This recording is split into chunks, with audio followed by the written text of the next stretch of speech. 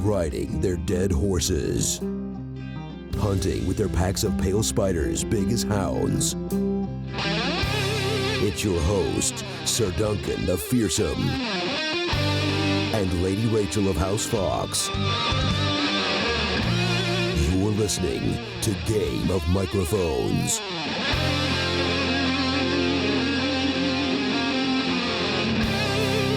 Well met, giant killers and honorable warriors, and welcome to Game of Microphones. The warm sun of this dawn is welcome, for the night is dark and full of terrors. I'm Lord Sterling, Sir Duncan, soldier of life. And I'm Princess Sarah of House Von Daltrin, the guardian of Prince Jackson's realm. Oh, nice.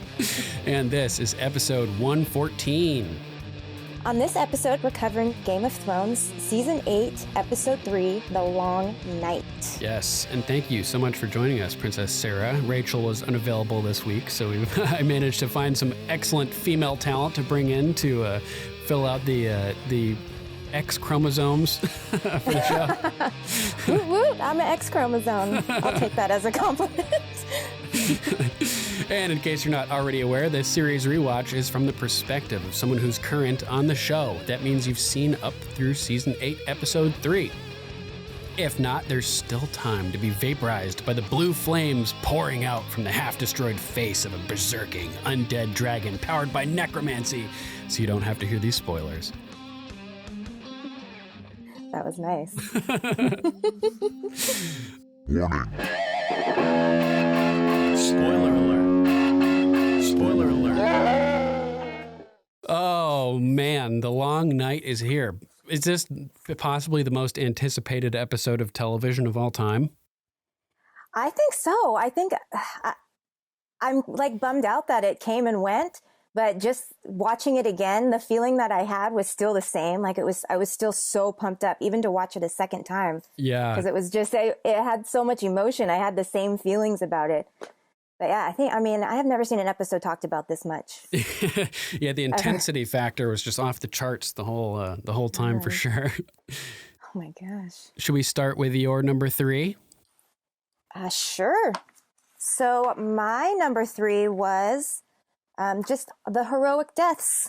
Oh, man. Everyone died a hero. Pretty much. Which is sort of not always in Game of Thrones style. So it was kind of like, I'll take it. Yeah, good to see for a change. Mm-hmm. We had Ed. He died saving Sam. Lyanna died keeping the giant from the rest of everyone, basically, guarding the gate. Beric died saving Arya. Yep.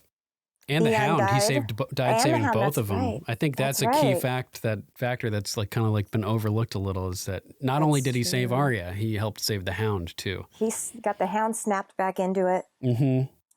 Theon died trying to save Bran, kind of. Yeah. We'll talk more about that, I'm sure. Yeah. And of course, Jorah died. That's probably the one that hit me the hardest. Saving Sansa. Saving Dany. Yeah, that was so hardcore. He was defending her from his knees at one point, swinging his sword all around. And it was just, he was all in at that point. It's like he knew it was coming. And when rewatching it and seeing the look on his face is just like, this is what I got to do. This is, my purpose. Everything's been leading up to this moment. Yeah. Totally. And just so well acted too. All of them. It looked like they knew they were going out. There was one moment where, what is it? The dragons come flying through and start torching everything or something. I can't remember exactly which moment it is. We'll get to it in the notes at some point, but it shows all these people reacting to the dragons arriving for the fight, basically, and it cuts to Dolores, Ed, and Sam, and Ed smiles. And I was like, oh, fuck, he's dead. Dolores Ed can't smile, you know? The world is ending if Dolores Ed smiles, you know? It's so true, though. You're like, that's it. That's it. Yeah, because he's just constantly Dolores. You know, that's his thing. If he's not Dolores, then... Yeah, so I thought that was kind of funny. There was a lot of people that it seemed like they gave a lot of signals that a lot of the characters could possibly die. Like a lot of little things where you're like, oh no, that doesn't look good for that guy. But then we didn't lose as many as I thought. That sounds kind of... I know. I was, sad. I don't know. I don't want to say I'm disappointed that we didn't lose more people, but I'm almost like kind of disappointed that they didn't hurt us more than they did. You know what I mean? Like I was expecting to be like really, really suffering as a result of this episode. Well, we kept hearing like it's going to be Red Wedding status, and Red Wedding was like shocking. Like it was it was jarring. Like couldn't stop. I still get emotional over that freaking episode. Totally. And so this was kind of like, it was appropriate death. Like we're okay. We don't like that they died, but we're okay with it because they died as heroes. Right. Definitely. Whereas the Red Wedding, it was like, meh. Oh my God. Just, that was so brutal. Massacre. Totally. What is it? Yeah, it's partially based on the Glencoe massacre, I think. Makes sense. Really? Yeah.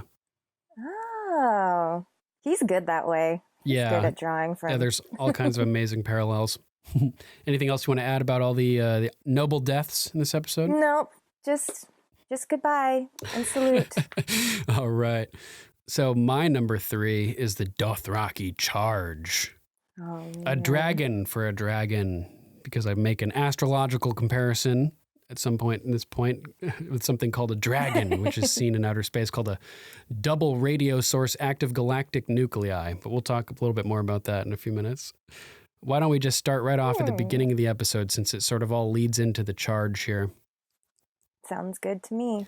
So the episode starts off with Samwell looking at his hands, shaking in the cold, and somebody hands him a dagger, and it's like, come on, dude, like, wake up, basically. And then he starts walking along, and it cuts to Tyrion, and we get all these characters walking through the courtyard. We see Tyrion walking through, and he's looking at these barricades, which are built. They look like the big X-shaped structures on the beach at Normandy on D-Day, blocking all the World War II Allied forces from being able to storm the beach. And then we see all the dragon glass sticking out all over them, shards and spikes, which is really cool. We know it's like a combination of the D-Day traps and the spike traps from Walking Dead, which I thought was kind of cool. You know, how the zombies will just impale themselves on the spikes and be stuck there. This is kind of similar. Just stick there? Yeah, in this case, the zombies impale themselves on the spikes, but then they just like die and disintegrate, basically. So I thought that was kind of cool. Yeah, how similar they were. So Tyrion's walking around and he grabs his big old knapsack and his bag of his thing of wine, his wineskin, to head down to the crypt. And Lyanna is already taking charge and directing people how to get the area set up. And we get a cool shot of the broken tower as the camera pans upwards, and we start to get like a vantage shot out over the walls of Winterfell. And this section, I know Rachel always talks about how she likes, in a lot of cases, the scenes that don't have a lot of dialogue on this show. Because they often are very impactful, even without having a lot of dialogue. And I would say this is one of those scenes. There's not a lot of dialogue, even throughout this whole episode. Like the scripts that we're looking at are even really short in this case. But there's a lot of wordless stuff, but a lot of really good tension and everything that's built up. And what makes you drama. Pay attention so much closer when there's no dialogue. You're just like, okay, you're like, putting it together in your head. Yeah, I got to watch visually and determine what's going on. Yeah, exactly. So Davos is approaching the front of the wall to look out down over everything. And we see Sansa standing with Arya, and Sansa looks scared. She looks freaked out, just looking out into the darkness in the moonlit night, knowing the army of the dead is right out there about to storm your castle. It's horrible. Totally. So we get a bunch of really cool shots of the Unsullied in perfect still formation, giving us an idea of just how many of them there are and how like powerful and disciplined they are. Just a really impressive sight to behold. And we see the catapults, the catapults and the wildlings, and Brienne and Jaime are side by side, which is awesome. You get Grey Worm and Tormund and everybody, and the Hound moves to the front of the line with Gendry in anticipation for the battle to start. It's so epic. And then out of nowhere, the dragons come flying down over the top of Sansa and everybody. And there's like a moment of like, oh, like at least we have that on our side, you know? And everybody's watching the dragons flying around. And this is when Sam appears next to Dolorous Ed. and previously, Dolorous Ed had been kind of shitting all over Sam, remember? Tossing him a lot of shade last episode, like, oh, like, if you're fighting with us, then the world's really fucked. You know, we're really desperate if you're going to be there with us. You'd be, you know, you wouldn't be good on the field. Like, you should go down to the crypts. You're a liability, right? And so we thought that with his first line here, oh, for fuck's sake, you know, we thought he was continuing his bitching about Sam. But then he changes it up. You took your time, you know, and we realized that he deals with stress by being sarcastic, and that he was just you know, busting Sam's balls basically, and he is really happy that Sam is here.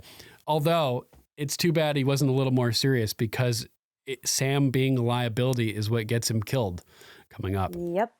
He, you know, Sam is like on the ground, frozen like the Hound basically. Remember, and Ed's like, get up, you know, and spends just too much time having to watch out for Sam, and it gets him killed. So that's really sad that his apprehension about fighting with Sam was, you know, well-founded, you could say.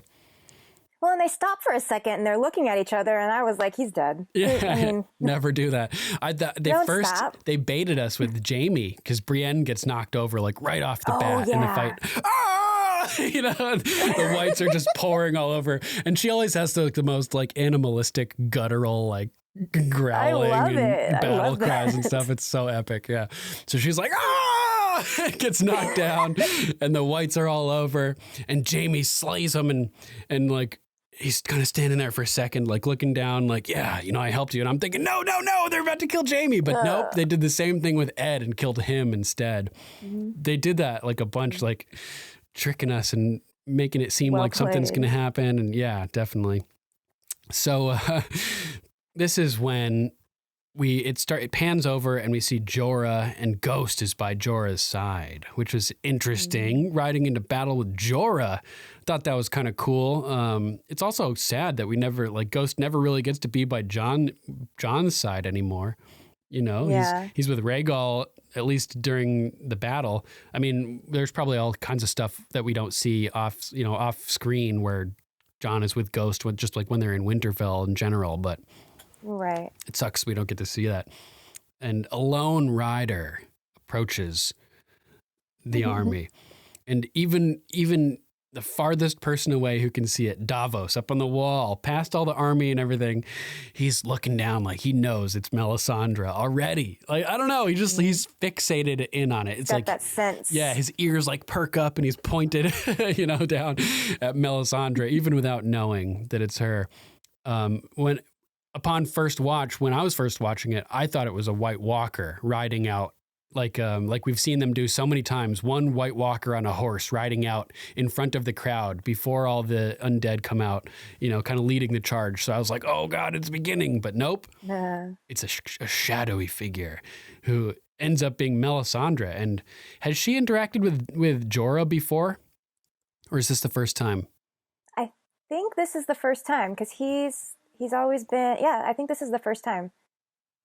Yeah, I think so. Because he doesn't seem to know who she is, and she doesn't seem to know too much about him. I mean, if they'd met before, she probably would have known that he speaks Dothraki, right? Because everybody knows that. Yeah, that's right. Yeah, so do you speak their tongue? And Jorah kind of hesitates at first. He says, yeah. And she's like, tell them to lift their swords. And this is what makes Jorah hesitate. But in the distance, you can hear the hissing and growling of the dead. And I think he's like, because without approval from Dany, having a stranger do something to the unsullied forces is fucking risky. You don't know what she's going to do, what her intent is, who this person is.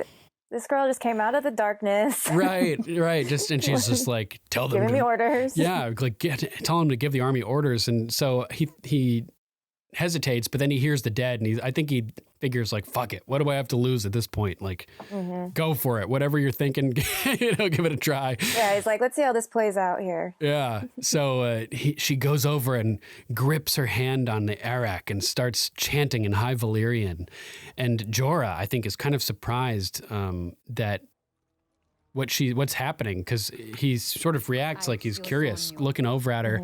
This person comes out of the darkness, like you said, and starts chanting in High Valyrian, and all of a sudden, all the Dothraki blades just ignite in spectacular fashion.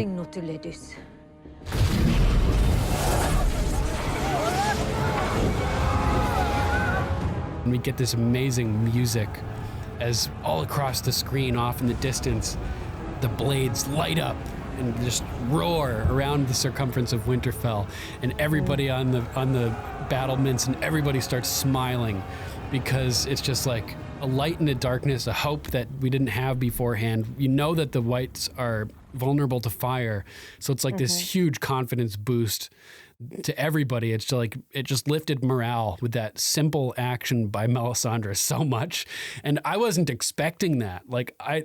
When all those blades lit up, I was like, oh my fucking god, this is the coolest shit ever, dude. Yeah, we're getting started now. I thought she was saying like some kind of prayer or something. I didn't know what was going on. Makes perfect sense. She's wishing them luck. Yeah, but in retrospect, she's the Red Woman. She fire is her thing, right? So she would set Stannis' blade ablaze as well. So it makes perfect sense, and it was just so fucking cool. And so I was surprised that the Dothraki didn't freak out when their blades went ablaze, because they seem to have had a negative impression of witchcraft, even as far back as season 1, when they were distrustful of Mirri Maz-Dur. And it ended up, Dany allowed her to do her witchcraft, and it resulted in Khal Drogo's death, right? So it was surprising to me that they didn't all freak out with this new magi, setting all their blades ablaze, you know what I mean? They looked a little confused, but they didn't flip out.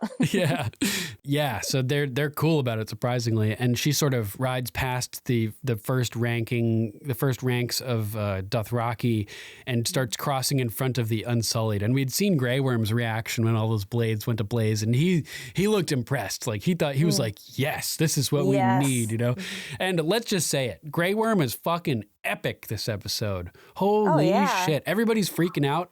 Grey Worm keeps his composure the whole time. So badass, dude. He does. Oh my God. Quick thinking too. That's my number 2, so we won't go into it. Yeah. All right.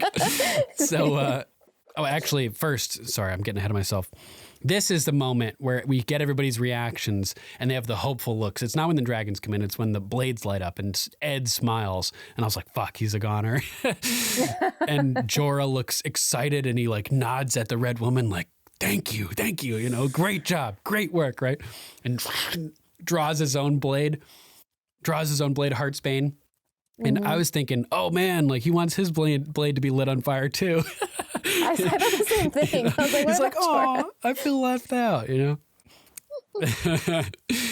So that was cool. And then this is when Melisandre rides past the Dothraki and ends up in front of the Unsullied and Grey Worm. And I think she sees that Grey Worm is impressed with her, and she looks down at him and says, Valar Morghulis, and he responds in typical fashion. Yep. Valar Dohaeris. Yeah. So cool. Just a really neat interaction between the two of them. I like that. Very quick, but it's so much emotion in it. Yeah. And just the tiniest things. So epic, dude. So epic. So epic. And not only it has some other implications, because everybody whose blade got lit basically dies real quick. you know, so she could be saying like, all those motherfuckers must die, you know, like all those guys. Yeah. Dothraki Morghulis, you know, they're going to die. And I want that on a t-shirt. So she starts riding up towards the gates of Winterfell, and Davos is like, open the gate. He knows who it is. And he's like, oh, like, let her in. I want at her. Right. So she comes in and starts walking right to him. Like they meet right in the middle, and they both stop and look at each other. And holy shit, what did you think about this moment? Because she had said it beforehand to Varys. She'd said, you know, I will die in Westeros just as you will, right? Well, it just seemed like the look on her face was very, hold your horses, dude. Like, right. I know what's going on here. I know what we're both thinking. Just chill. Yeah, but like, I'm going to be dead before morning anyway, so there's no reason to kill me, right? Very interesting. And I was surprised he actually stood down. He seemed kind of like taken aback by that, and kind of like turns to the side. Well, he's like, that kind of ruined my momentum. Yeah, guilt tripping me. And so she walks a few steps forward and through a window gets a glimpse. I said that in another podcast too, glamps. Good old glampses. Gets a glimpse of Arya through the crenellations in a window, and they have this epic, you know, stare down between the two of them where they both recognize each other, and they're both like, oh my God, there they are. You know, so cool. And we'll get more of that later as well. Oh yeah. I mean, watching it the second time and you know what's going on, it's like, oh God, it's so powerful. Yeah. And knowing what happens later, I took note that the Game of Thrones theme song starts to swell under Arya.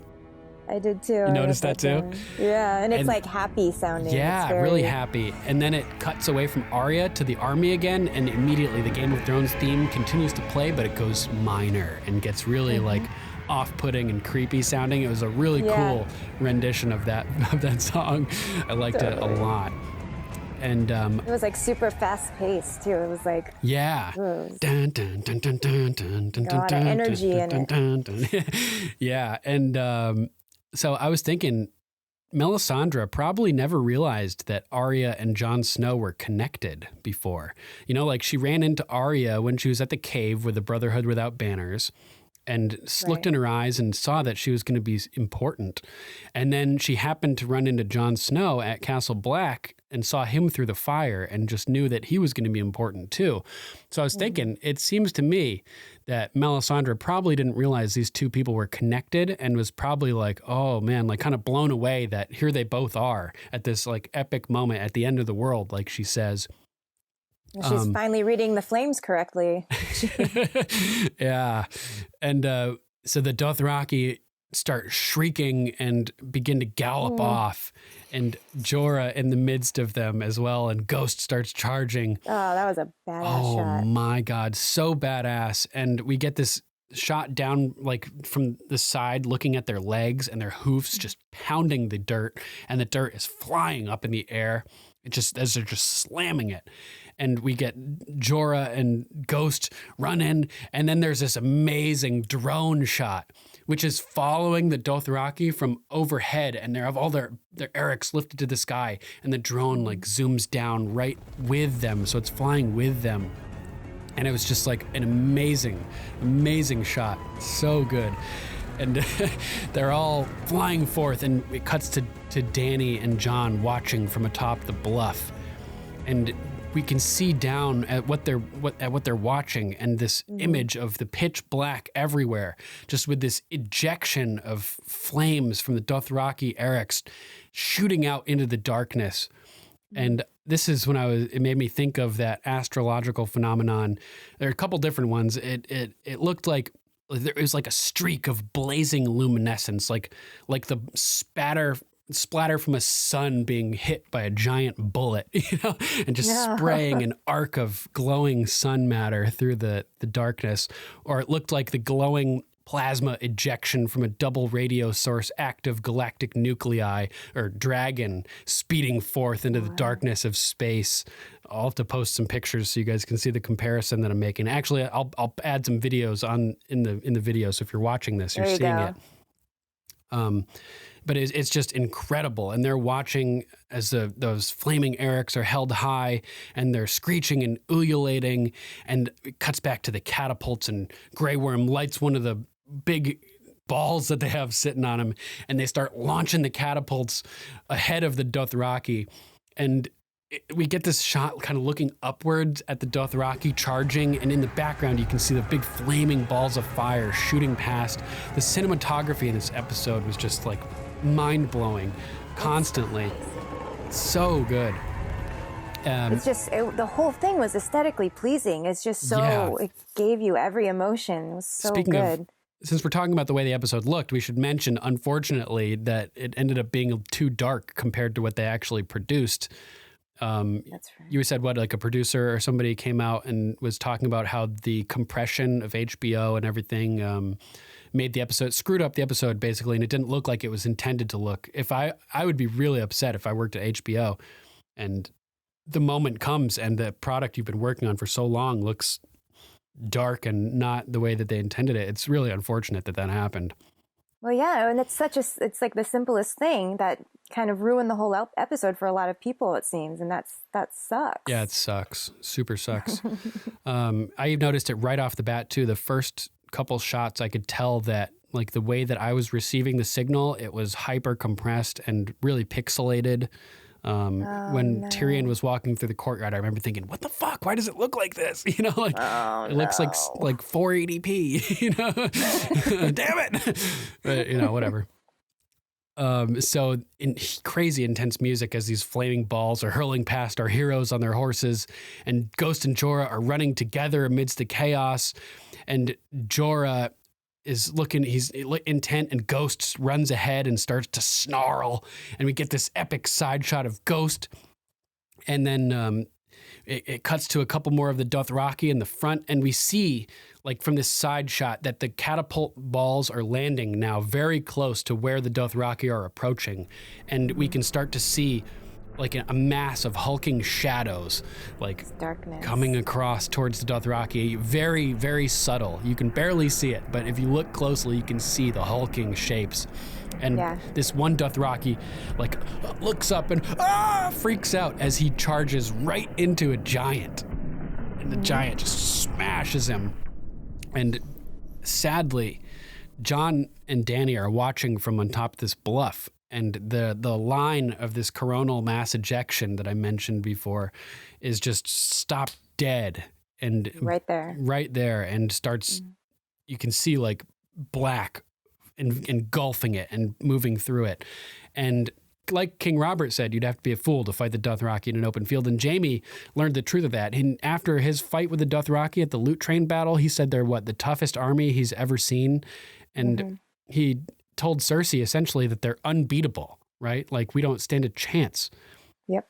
And yet now Jon and Dany are watching as the Dothraki are literally extinguished, blade by blade, with the greatest of ease by this zero fight, basically. Right. This unseen darkness just extinguishes the toughest fighting force on the planet. Like, and Jaime, you know, everybody's watching in the distance as we get this amazing sequence where we can see all of the, like a line of torches in the distance swinging around as they're riding through the chaos and fighting. And one by one, all of these blades are being extinguished until the last one goes out. And we're seeing all these different characters' reactions to this.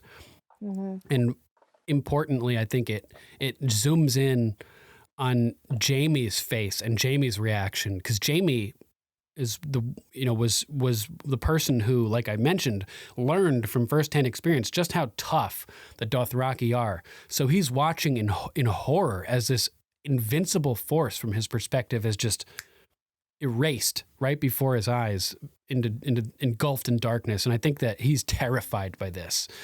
And speaking of terrified, we get Sansa's reaction as she sort of like steps backwards on the battlements and in horror and terror. And I thought this was a really great storytelling device that we only get a brief little glimpse of that giant as that one Dothraki rides up on him and gets smashed, and we don't see anything else. We don't like it's a good storytelling device where we don't see the threat. It reminds me of like, what was that movie? Cloverfield? Oh, I've never seen that, but is that it's like the fog or something? Or what there's is like it? some alien creature or something, and like, but you only get like a little glimpse of like its leg, or, like every once in a while, like, so your imagination can be scarier than what might actually be there. Exactly. And that's what's happening here. Like, I'm imagining ice spiders and all kinds of crazy shit that they couldn't afford, apparently. You want your ice spiders. It was an ice spider, okay? I want an ice spider. It was an ice spider. There was I saw somebody posted a tweet. It was a tweet by giant ice spiders, like at Big as Hounds on Twitter. And it was like, please refrain from messaging us at this difficult time, where I guess they weren't hired to be in the episode. Like, there's no ice spiders in this episode. We wanted ice spiders. That's great. So yeah, I thought that was a funny tweet. And everybody's freaking out. And where there were once screams and wails of the Dothraki in combat, now there's only silence. And it's super, super eerie. And the camera is just jumping back and forth between all our heroes and all these people looking at their reactions. And this is when we see John Fay, who will be our guest this week on the podcast as well. He's one of the wildlings there standing next to a guy. You get a good close-up of him and another dude. So all of a sudden, a lone horse rides through the darkness without a rider. Super creepy, right? Followed by Jorah, who's looking like shell-shocked, and a few other Dothraki riders and other empty horses. And Ghost is conspicuously absent, which made me highly uncomfortable, although I'm confident that he survived. And this is when... And Jorah looks over at everyone, like, gives a little shake of his head, like this is not good. Right, and Tormund has seen Jorah fight beyond the wall and everything, and he's like shocked seeing him come back alone. Like, he knows it's a bad sign. Sure. So yeah, it cuts back to Dany and Jon up on the bluff there, and Dany starts to walk away like to her dragon, and Jon's like telling her to wait. He's like, the Night King is coming, we need to stick with the plan, try to get the Night King in here for the brand bait so we can take him out. But she's like, the dead are already here. And I was like, damn, like I didn't realize what the nuances were the first watch until my rewatch. Right. Jon wants to lure the Night King, and he thinks the Night King won't attack if the dragons are out. So he's like, we got to wait. We have to hold the position, right? But Dany's like, listen, they're slaughtering my blood riders, like. Yeah, this is her army. Yeah, like these are her people. Right, like when I'm just supposed to sit here and let everybody, all of the people that love and rely on me, be murdered. Yeah. And so she instantly. Right. Thanos style, like a snap, man. Exactly. Right. And so she's like freaking out. She's like, I have to fight. Like, I can't just let everybody be killed. And it's just super sad. Like, those were her blood riders. Remember that moment she had sitting on Drogon where she's like, traditionally a cow will choose 3 blood riders. I choose you all. And they're all like super pumped. They all just got fucking murdered. They loved her too. That's right. What, that shows what dedication they had to her, riding into the unknown, like to fight in this circumstance, like into the darkness with no idea what's out there. That's dedication. And before that, riding across the sea, right? I mean, they followed her straight to, man. Yeah, it breaks my heart. Yeah, as horrible as it is, it's really beautiful. So then Jon is just kind of left standing there like, fuck, she's, I can't argue with her about this. And that's pretty much the end of my number 3 is just that whole scene leading up to the Dothraki charging forth and just being extinguished in rapid and spectacular and tragic fashion. Super sad. So good though. Yeah. So what's your number 2? You mentioned it before, right? My number 2 is the lighting the trench and Grey Worm's moment. His oh man, moment of decision. And oh god, with the bridge. Yeah. Yeah, that was hardcore. And basically, I mean, having to let go of his dudes by keeping them, like, breaking the bridge down. Right. And then he sacrifices, just getting everyone out of the way to protect Melisandre so she can come come in and do her thing, since I guess that was his quick decision, since, I think Danny was supposed to light the trench and couldn't see. Yep, and John was parked over at the Godswood too, so he couldn't see either. Yeah, so it was just like, I can't see. Davos is freaking out.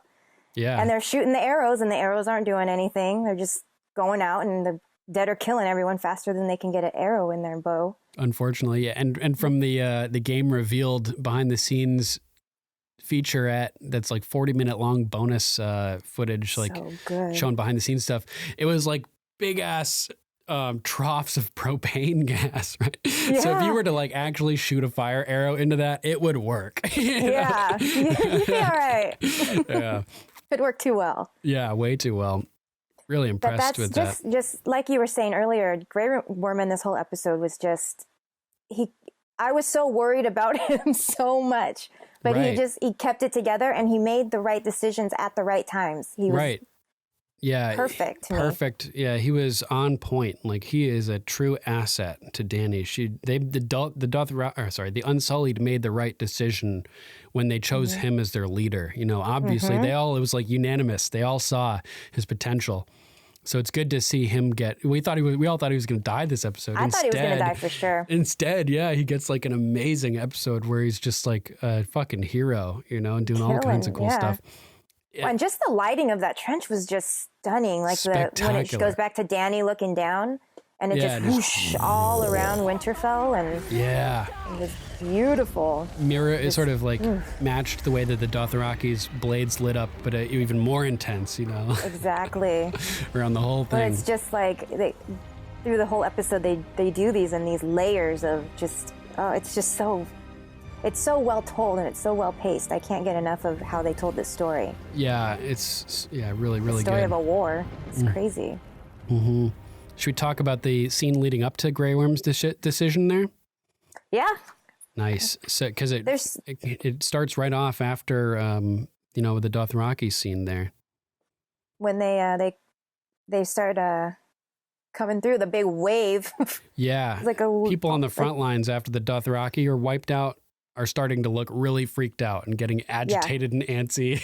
And and they're starting to run away, and Brienne's like, hold your ground.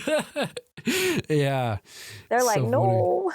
And you can hear the scrambling footsteps in the darkness as the undead are running towards them, and everybody's starting to freak out. And Grey Worm, out of everybody, keeps his composure and just standing there looking stoic. Yeah, and puts his helmet on like a fucking G, man. So badass how he did that. And Dovakaris, he says that the Valyrian for Unsullied, and everybody gets in formation in the phalanx with their shields and the spears going forward. And oh my God, when that wave of the dead hits the Unsullied here, it's fucking ridiculous. It reminded me of the scene in The Door when they're running to the door and they're in that tunnel, and Hodor is like running along, and Leaf, the girl, lies, like gets stabbed up and then blows everybody up, but they're all scrambling around like the whole surface of the cave. Yeah, and just like in rapid fashion crawling. And that's what it looked like as the wave of the dead hit the Unsullied and just went right over the top of them and just scrambled right over.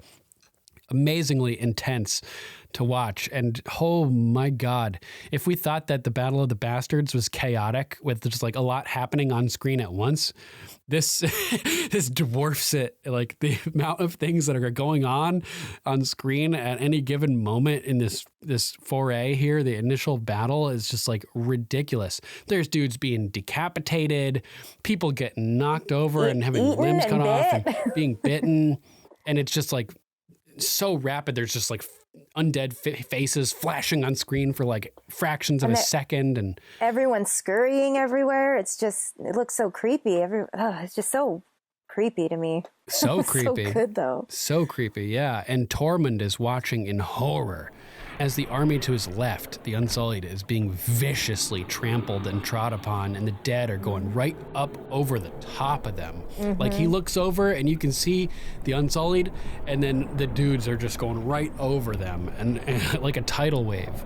It was insane. That's exactly what it looked like. It looked like a big ass tidal wave. And Brienne gets trampled and knocked over, screaming, and that's when Jaime saves her. And right when Jaime saves her, before they can kill him, which I thought was going to happen for sure, that's when Drogon appears out of nowhere and just gout of dragon fire just incinerates all the undead right around Jaime.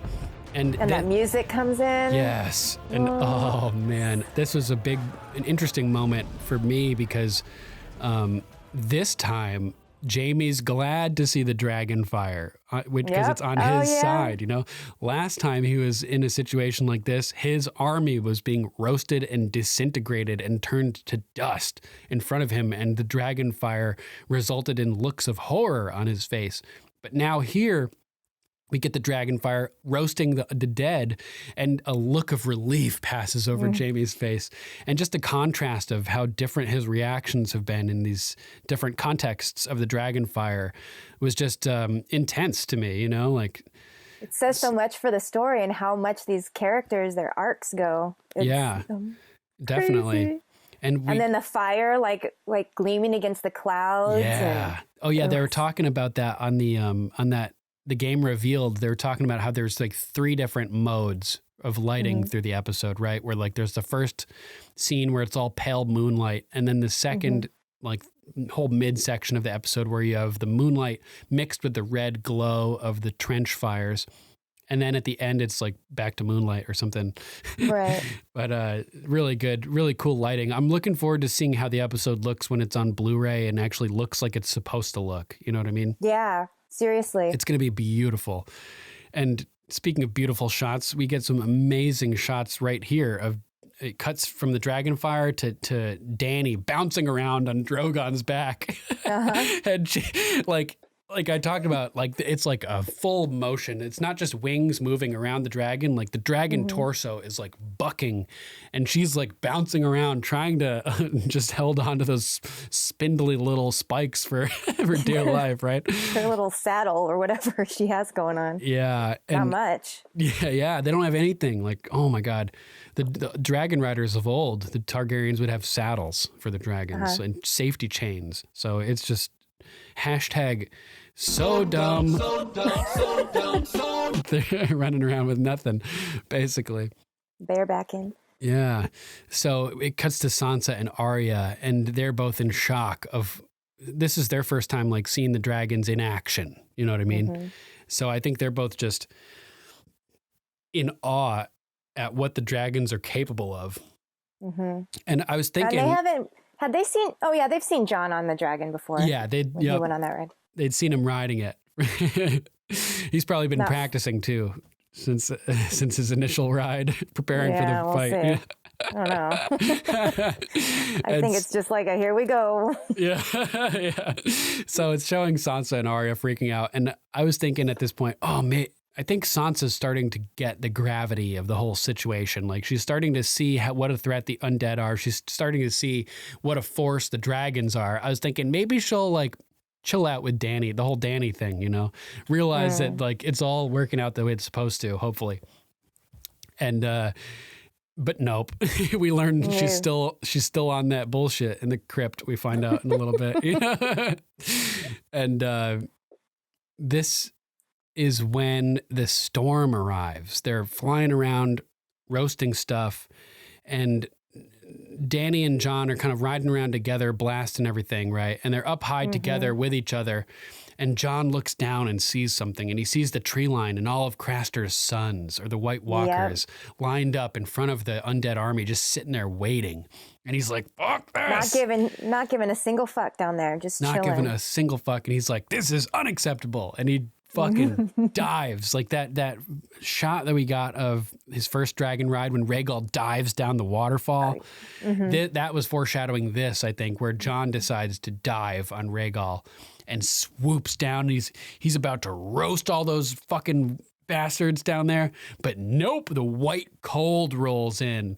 Oh man, I was super. Yeah, I was excited to see the white cold. Do you know much about the white cold? I know it's from the books, right? It's described more in the books. Yeah, I got a couple quotes to read. In A Dance with Dragons, chapter 58, John 12, Tormund says, "A man can fight the dead, but when their masters come, when the white mists rise up, how do you fight a mist, Crow? Shadows with teeth, air so cold it hurts to breathe, like a knife inside your chest. You do not know. You cannot know. Can your sword cut cold?" Oh, man. Goosebumps. That is amazing. So intense. Yeah. And Craster's wives and daughters describe the white cold when they're at Craster's Keep as well. And then after Sam is researching the books and annals in Castle Black in the library, Sam tells John, "The others come when it's cold. Most of the tales agree. Or else it gets cold when the others come. Sometimes they appear during snowstorms and melt away when the sky's clear. They hide from the light of the sun and emerge by night, or else night falls when they emerge." So it's telling us like either they bring the cold and the darkness, or they only come out when it's really cold and really dark. But it seems to suggest they bring the darkness. So when this big giant fog rolls in, it essentially blots out the sun. Mm-hmm. For all intents and purposes. It looks like that was their defense. They saw him and they're like, "Nope. Yeah. Come on, ice cloud." Yeah, exactly. They just rolled it right through. That was so intense. And shit gets chaotic in the air, right? As soon as this happens. You feel it too. I mean, you feel so uncomfortable for them watching it. Like, right. Yeah. Even the second time I was like, God, that makes me uncomfortable just to watch. It almost seemed like there was like hail flying around or something, like particulate matter, as they're both like getting jostled on the back of their dragons, trying to hang on for dear life and struggling to stay mounted. And we get one amazing shot, like one of the most beautiful shots of the whole series. We see like the cloud of mist hovering above, and one of the dragons is like right below the bulk of the cloud and just shoots fire all across the ground, and you can see the mist rolling in from the back at the same time and hitting the fire, and it kind of like extinguishes the blaze as it's happening down on the ground. It's like really cool shot. Man. Yeah. They just nailed it with it. I mean, the cinematography is just incredible in this episode. Yeah. Just gorgeous. And so this is when it cuts back to Sansa and Arya. And Arya's like, "You got to get the fuck out of here. Like, you're the Lady of Winterfell. You need to go down to the crypt." Right? And Sansa's not having it. She's like, "I'm not abandoning my people. You know, I can't do it." And Arya hands her a dragonglass dagger and is like, "Dude, you got to." And this is a great reference to season 1. Episode 1 or episode 2, when Jon gives Arya a needle and she's like, "Well, how do I use it?" Right? Mm-hmm. You know, you want to say it. I do. Stick them with the pointy end. So cute. Yeah, I love that. And so just the way she said it too. Just stick them with the pointy end. Yep, just so casual. Like, that's just what you got to do. Stick them with the pointy end. So it was funny seeing like Sansa is now like where Arya was like at the start, kind of thing. And it's all coming around, and it's just a great season 1 reference. And so many callbacks in this episode. So many great ones, especially with Arya. Nice. Anyway. Yeah. Mention them when we get to them. Make sure in case I missed any. So Sansa's like, "Yeah, okay, I should probably go." And she heads down over there. She's like, "Oh, well, if you say so." Yeah, and she rushes off, and then the fog starts to overtake the fighters on the field. And that feeling of chaos that we got in the sky starts to like envelop the ground as well, as Tormund is like fighting and in the raging battle. All of a sudden the wind is swirling around him and there's just like stuff flying everywhere, adding to the madness. And it cuts to Jaime, who's fighting, and I'm like, how the fuck is Jaime even still alive with his gimpy ass hand and everything? Like, how is he? He doesn't even have a shield. He can't even hold a shield. Somehow he's hanging in there. And the storm. Oh, and we get an epic shot of the dragons coming along the circumference again and roasting the undead, like paralleling the trench basically. And I saw it the second or third watch through. There's a giant standing in the middle of the crowd, and the dragon comes flying through and roasts him, and the giant lights up and everything. It's so cool. Yeah. I gotta watch it again. Yeah, I was really happy that, because I was wondering, we saw that shot when Bran had that vision in a recent episode from 2 years ago when when he has a vision and it shows like the army of the dead heading south, and it zooms in on the giant's eye, right? But there was like a series of giants hulking in the shadow, in the fog in that shot. Right. So I was like, we only got one giant in this episode, the one that we see hitting the Dothraki guy and then busting through the door at Winterfell. I think that's the giant whose eye we zoom in on in that one episode back then. But makes sense. Yeah. So cuts to the Godswood, and Theon and Bran are over there, and the storm is starting to hit in the Godswood too. You can see it's starting to get murky over there. Yeah. Murky. And then it cuts back out there, and a couple of whites tackle Jorah and his horse. And I was like, damn, Jorah's still riding around on a horseback? Not for long. They tackle him. Psych. Yeah, and his horse is like swamped with whites, and he tumbles off of it. And I was like, oh man, this totally foreshadows Drogon being swamped by whites, and Dany tumbling off of Drogon, and Jorah being there to save her. It was a very similar type situation. And all of our heroes at this point are just fighting desperately. And, Pod and Gendry and Tormund and Jaime and Brienne and Sandor just all fighting for their lives, like in a mad scramble. And but it's like the ultimate dream team, though, at the same time, minus Arthur Dane.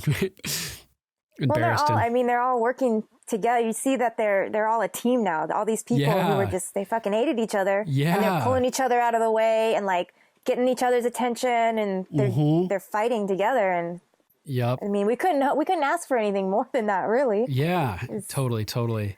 And so 3 of our heroes are all taken down here at the same time, basically, as Jaime is tackled and has whites on top of him, and then Tormund is tackled and has whites crawling all over him, and then Sam is tackled and has whites all over him, and all at the same time 3 of our heroes are down and like in serious danger, and Sam is freaking out, doing his like Sam stuff, and Ed saves him. And we talked about that already, but he first saves him, and then Sam's freaking out, and it sucks. He ends up being killed. But then it cuts down to the crypt, and Sansa basically arrives in the crypt and walks down there. And it seemed to me that everybody was looking for her to say something. Did you get that vibe too? Yeah, I got the feeling that they were, because just the way Tyrion kind of walks away like, oh fuck, and then drinks, and right, they wanted to know. Yeah, very interesting, because it made me think of that whole scene during the Battle of the Blackwater Bay. When she's in the room in the Red Keep with Cersei and everybody, and Cersei's doing nothing for morale and just sitting there drinking, acting pissy. Making it worse. Yeah, and Sansa just starts to sing a song and ends up like helping the morale and bringing the people together, and it's like a really beautiful moment for Sansa. And here she just totally does the opposite. Does nothing. And I got nothing for you. Yeah. It seems like, just thinking about it, it seems like this battle has a lot of things from a lot of the different battles that we've seen before, like little throwbacks to Battle of the Bastards, Blackwater. I'm starting to see point. a lot of things that are similar. Right. Now that we're talking about it more. Good point. Yeah, like the Hound freaking out. Yeah, definitely. So the door closes and locks for the crypt again, and then it's Jon and Dany flying blind through the chaos and the fog, and I was like, oh my God, as all of a sudden Rhaegal is so low to the ground that he's like hitting all these branches. Yeah. And I was like, no, his poor little arms. I thought that the branches might snap his wings, which would have been horrifying and horrible. Luckily, he seems to tough it out, even though he's like, ah, you can hear him like screaming, and then he ascends back into the air, and they're flying through, like, they can't tell what, and all of a sudden, whack! Rhaegal and Drogon collide head on, full speed. You hear it too. Oh my God. Yeah. And they just start tumbling. It looked like it hurt, like the dragons. Yeah. And I was just amazed that neither Dany or Jon fell off of their own dragon this point. Like, how is that possible, right? Seriously. Crazy. So they're tumbling through the air, and they somehow they end up righted, and they're flying together, and they're kind of like looking at the other dragon for one another, John and Danny. And it zooms down on the countless dead beneath them, just enclosing on the castle. And this is when Tormund and Brienne start ordering the troops to fall back, leading up to the big Grey Worm moment. And it cuts back into the castle, and Lyanna is just running shit in there. She's taking charge. Fucking badass. Yeah, so badass. Open the gate. She's just like, keep moving, giving orders that are all like, she's doing everything that needs to be done. So cool. Love little legendary and Lady she's Lyanna. Confident. She knows exactly what she's doing, and everyone's fucking listening too. So badass. It's like incredible. It's like she's a force of nature, force majeure. And so everybody's retreating, and John and Danny are flying through the air, and John is like yelling for Danny. And I don't know what makes him decide this. Maybe he thinks he needs to get closer to Bran now that they can't see anything. And in case the Night King arrives, and he decides to go land down near the Godswood on the walls, basically, of Winterfell. And unfortunately, this means that neither of them are in position to see Davos's signal. Right? So Grey Worm is just beasting out on all these dudes, just slaughtering like all kinds of undead creatures everywhere. And the Hound is retreating back towards the walls, and we get a shot of Arya, and she sees the Hound and draws her bow back. And and they like make us think for a second that Arya is about to shoot the Hound, but then she shoots a white that's like right behind him. And he's kind of stops and turns and sees it. And then he looks up at Arya on the battlements, and they sort of like see each other for a split second. It reminded me of when Ollie shot Ygritte, and John looked over at Ollie, and they like made eye contact, and he was like, yep, I helped you out. Nods. There's no nod by Arya, but a similar type moment. I think that also I think there's little pieces that remind us about Arya throughout the seasons. Like that's a nod back to season one when she did the arrow. Yep, shooting over Bran. Past Bran. Yeah, exactly. Good call. So Grey Worm now realizes that a good number of Unsullied are trapped outside of the fire trench. And he has to make the executive decision to essentially cut them off from safety. And it's really fucking sad. Like I mentioned before, Grey Worm keeps his composure more than probably anybody else in this whole episode. But you can tell this hurts him because he starts to lose his composure for a second here. He starts kind of breathing hard and like looking at his brothers out there. And you can tell it's a decision that's taxing him, and it's just like, it's not happy, but you see his hand clenches, and he undoes the rope from around that thing and yanks the cable, and the bridge. It turns from a bridge over the trench into an obstacle, and like the edges pop up with spikes on them and stuff.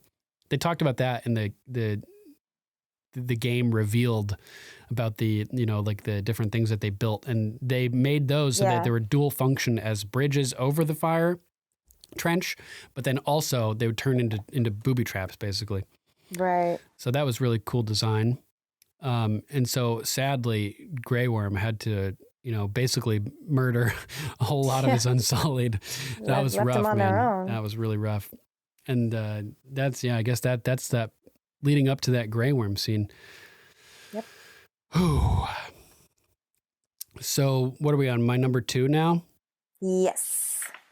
My number 2 is, of course, Viserion berserking around the courtyard of Winterfell later on in the episode with half of his face ripped off, and he's just like breaking all the stones beneath his feet, just smashing up everything, just launching blue flames all around that courtyard, right? How cool is that? Tail flailing, everything just flailing around. Yeah, it reminded me of this moment in Gears of War. The first time you see one of these big ass bug creatures, it kind of spins around and starts berserking and destroying all this stuff, and really freaky. It reminds me a lot of this. But yeah, John he's just trying to get to Bran, right? That's all he's trying to do, just trying to get to Bran. And he gets to this one courtyard, and Viserion, he stopped, Jon stops and hears a sound, a dragon screeching overhead. Viserion just comes crashing down and smashes a good section of the wall and just starts crawling over everything and just snapping his jaws, and his head is just like flopping all over the place, and fire is just leaking out from his neck and his like face. And they made a 3D cast, as you saw in the documentary, of Viserion's face half missing. And they shoot the flames, like when the dragons are shooting fire and stuff, they actually have a pitch black soundstage, and they shoot flames in the darkness and record video of the flames being shot by flamethrowers, and then they superimpose it into the show. So they try to shoot as much real stuff as possible instead of using. They did that with the loot train too, right? Yeah, totally. Yeah, exactly. So here they have this piece of fabrication that they've made of Viserion's face, half of it missing, and they shot flames through it and let the flames like rise up over the edge of it so they could get an accurate depiction of the way that flames would behave coming out of these oddly shaped holes on Viserion's face. So that was like a length of detail that they went to, which is just like absurd to make this look as real as possible. It pays off too. It's it looks everywhere. So good. And so Jon is freaking out as Viserion starts shooting blue flames all over the place, and he ducks into a side room just at the last second as the blue flames come busting in through the door, and he's like, oh, he's like got his eyes closed and he's like pressed up against the wall. And the flames are just shooting into the room and just lighting him up. And it's just like, oh my God, it's so intense, just so narrowly avoided defeat there. I know. Just the way the flames just lick around him. It's just the blue is just stunning. Yeah. They lick around Dany too in the aerial battle, which we'll get to in a little bit. But she, I think, so the Night King is in the courtyard at this point with Bran. I think that, like Sir Patrick was saying, that he can like really control these whites. I think he knows that the people would need to get through this courtyard to get to the Godswood to get him. So he puts Viserion there specifically to prevent people from being able to get into the Godswood. Right. Which is intense. So it happens a couple times where Jon is just trying to bypass Viserion. He runs back out into the courtyard, realizes he's about to get flamed again, and like hides back in the room again. Yeah. And he eventually is like, fuck this. Like, I don't have a choice. I have to just keep moving. And he runs out there and starts taking cover behind things that are just out there, like strewn across the courtyard. And there's this shot where he's like pressed up against this obstacle behind him, and the blue flames are coming over the top, and yellow flames are licking him from the bottom, and it's just like, oh my God. And like his eyes are shut again, and it just looks like he's trying not to be like, let his eyes be roasted by the heat that's just emanating from this blue flames inches from his face. Like if his eyes were open, his eyes would be burned. He's like, just got to close them because of the heat. And he's sitting there, and eventually he realizes that he doesn't have any choice, and he's got to face Viserion. The dumbest fucking move ever. He jumps up and turns around and faces Viserion and just, screams in his face. It doesn't even do anything. Like, it doesn't jump or swing his sword or anything. Just stands there yelling, and Viserion, like, starts his mouth, his jaws just open up wide, and his whole head like moves back and like recoils like he's about to just like move blast forward like him. a snake and just like bite him and simultaneously roast him with the fire, because you see it's like all just like leaking out. And it's right at that moment when when Arya stabs the Night King, and Viserion goes from this posture of like just about to strike to just going completely limp. And that was great the way they did that too. His neck just like it was amazing. So believable, the physics of it. Yep. Like, I was very impressed with that. But yeah, that's my number 2, just Viserion berserking around the courtyard. Loved that. Yeah, that one will stick in my mind for a while. Just the beauty of it, man. Yeah. That blue. Yeah. I can't get enough of that blue flame. I know, right? So yeah, what's your number 1, Princess Sarah? My number 1 is Arya serves her purpose. Nice. Yeah, that's my number 1 too. Arya for the win. Fuck yeah. Take it away. Oh, I don't even know where to begin with Arya, except that I loved how this whole episode, they showed us where she was supposed to be. Like everything that she's done, not just this episode, but everything that she's done ever had led up to this moment in so many ways. Mm-hmm. And I saw on the internet a lot of people saying that it was so easy and how could she have done this? But if you watch the show and you know the collection of everything that she's learned, everything she's been through, it makes too much sense. It makes so much sense. Right. And even just a couple episodes ago, they set up the fact that Arya is capable of sneaking to this exact point in the Godswood without being noticed. Remember John's standing there and she all of a sudden is standing behind him and he's like, how did you sneak up on me? Sneak up on me. They literally said. Yeah. And she's like, how did you survive a knife in the heart? Which is funny because she sneaks up on the Night King and then puts a knife through his heart. Yep. Like, telegraphing. So it is established that Arya is capable of arriving at this point in the Godswood being completely unnoticed. Then they push that point through a little more when she's in the library? Oh, yeah. Just sneaking around. Sneaking around in there, too. Yeah, she has her Sam Fisher Splinter Cell moment where she tosses a book to distract the whites and runs the other way. Like in the original Splinter Cell video game, you can pick up like a penny or a bottle, or like a can or something and throw it to distract the enemies, to make them look over in one direction and you creep past while they're distracted, or you come up and take them out, So that was cool. It was like a little bit of Splinter Cell for a moment there, which I really liked. Yeah. So she just, everything that happened, she learned. What else did I have? Oh, like she learned from the Hound where the weak part of the armor is. Everything is. Where the heart is. Is that what you're referencing? When the guy is asking the Hound to kill him, and he stabs him through the heart and says, "That's where the heart is," to Arya. She's like, "I know where the heart is." Remember? And then she stabs the Night King. Too, yeah. What part were you referencing? I was thinking, isn't there a time when he's talking about like the armor and where the weak part of the armor is? Maybe it wasn't the Hound. Maybe it was someone else. She tried to stab the Hound in that same spot with needle. I feel like he was telling her something like that. Maybe. Yeah, I don't know. Either way, it all laid up to. Yeah, definitely. Yeah, that's pretty much. Oh, I like that roll that she did too. The roll down over the whites. It made me think of when the waif was chasing her. Right. She rolled down all those steps. Yeah. I was like, true. That's so down. Funny. That whole chase with the waif like foreshadowed this big chase running through the maze of Winterfell by, another relentless enemy pursuing her maniacally. Mm-hmm. Totally. That's pretty cool. But through her whole every behavior that she had this whole episode, she reminded us how badass she is, and it made it believable to me. Yeah. And it just, in the little featurette, it talks about how the Double Ds knew that she was going to be the one that killed him for like 3 years. Yeah, 3 years ago they said they'd. Yeah. So that's pretty crazy. And they nailed it. They nailed it with all of the writing, everything. I buy it. I like it. Yeah, I thought it worked out really well too. And it makes sense because the Night King would be the single greatest enemy of the many-faced god. The many-faced god doles out death. And the Night King is out there undoing all of his work, bringing all these dead people back to life. And, that must really piss off the many-faced god. So Arya is the perfect person to finish this job, to do the job for him. I feel like we talked about how it was interesting that Arya was supposed to like abandon her identity, but Jaqen sort of let her leave as Arya Stark.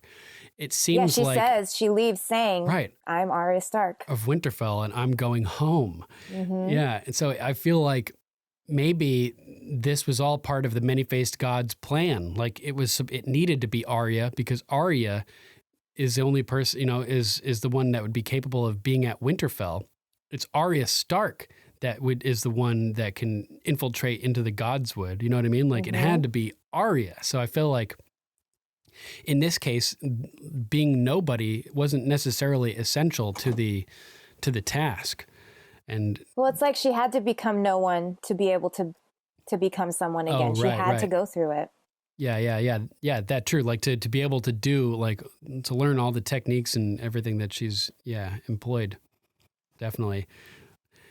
Anything else you want to add about Arya or about that last moment? I just really like that there were so many things that brought me joy to remember about Arya. I mean, just since season 1. Yeah. Since that arrow, Yeah. Ever since. So I good. love her. Yeah, she's great. It was so cool how dire everything was in that moment. Jon was trapped by Viserion and just couldn't get past him. And the fighting was just so intense. Like this was like, everything was just so desperate at this moment. Like Jaime was overrun. Exhausted. Brienne's like, even more,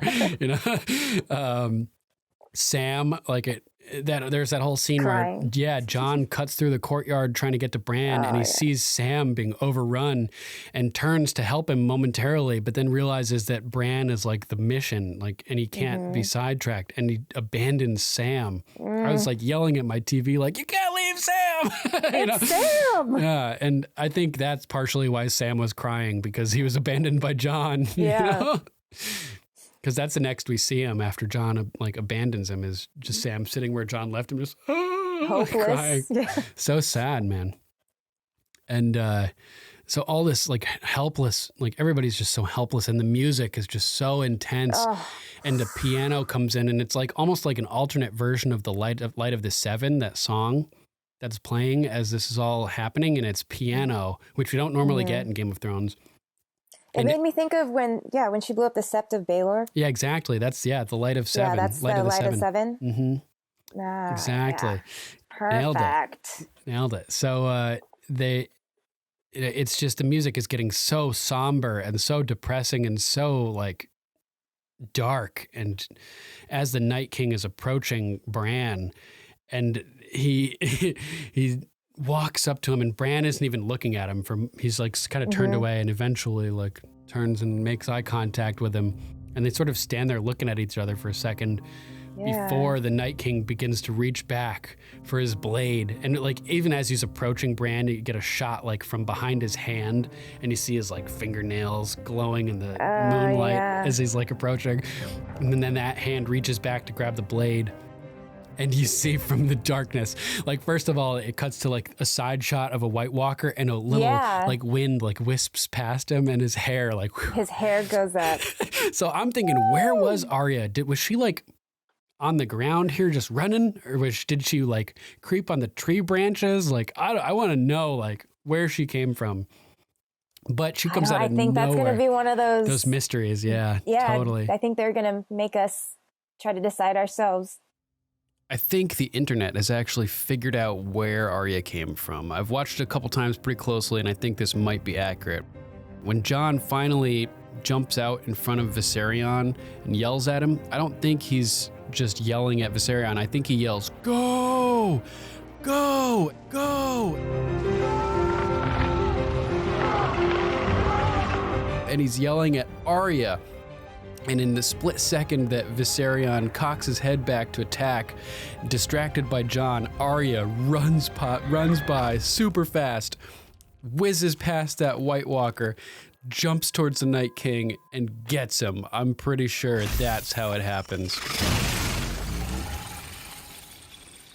And so he's reaching back, and all of a sudden, out of the darkness, Arya is launching at him, the blade in the air, and Bran scream kind of, and everything. Yeah, and the Night King in one motion turns and blocks her, grabs her hand and catches her by the throat, like both of his hands being occupied, and we hear like this sound as Arya is being choked. And man, like we've talked about it before, when you hang somebody, there's like a distance you drop them so that it breaks their neck but prevents their head from being severed. You know, it's like the perfect drop distance.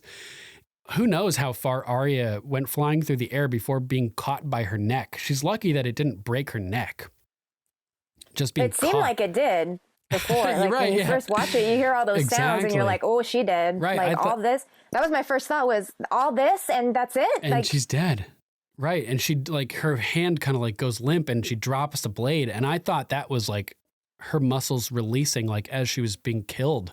But nope, she's reversing that move she did against Brienne. Yeah, it's her trick move.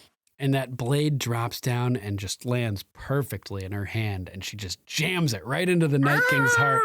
Yeah. And his body turns to ice around the blade and just disintegrates around it. And she drops to the ground and the ice just flows out everywhere. The shards of the fragments of the Night King. The look on his face too, the shot like of her empty hand as the knife is coming out. And he's just like, he's realizing that shit, something's going down. Oh, it was so good. In the Night King's eyes?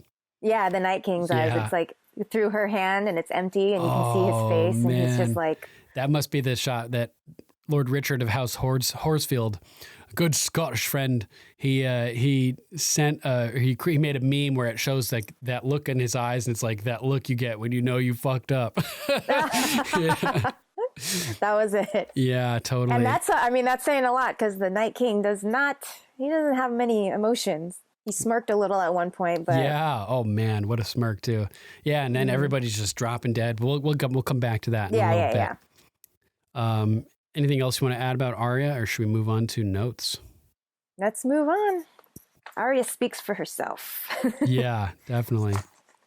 So we're back to the trenches, and Davos starts giving the signal for Dany to swoop through and roast him to light him up. But Dany's in the fog and she can't see anything. And Jon is also like over at the opposite side of the castle, so he can't see anything. So there's like this panic where they realize that they're alone and nobody's getting the signals. And so Davos starts yelling for the people down below to light the trench by any means possible.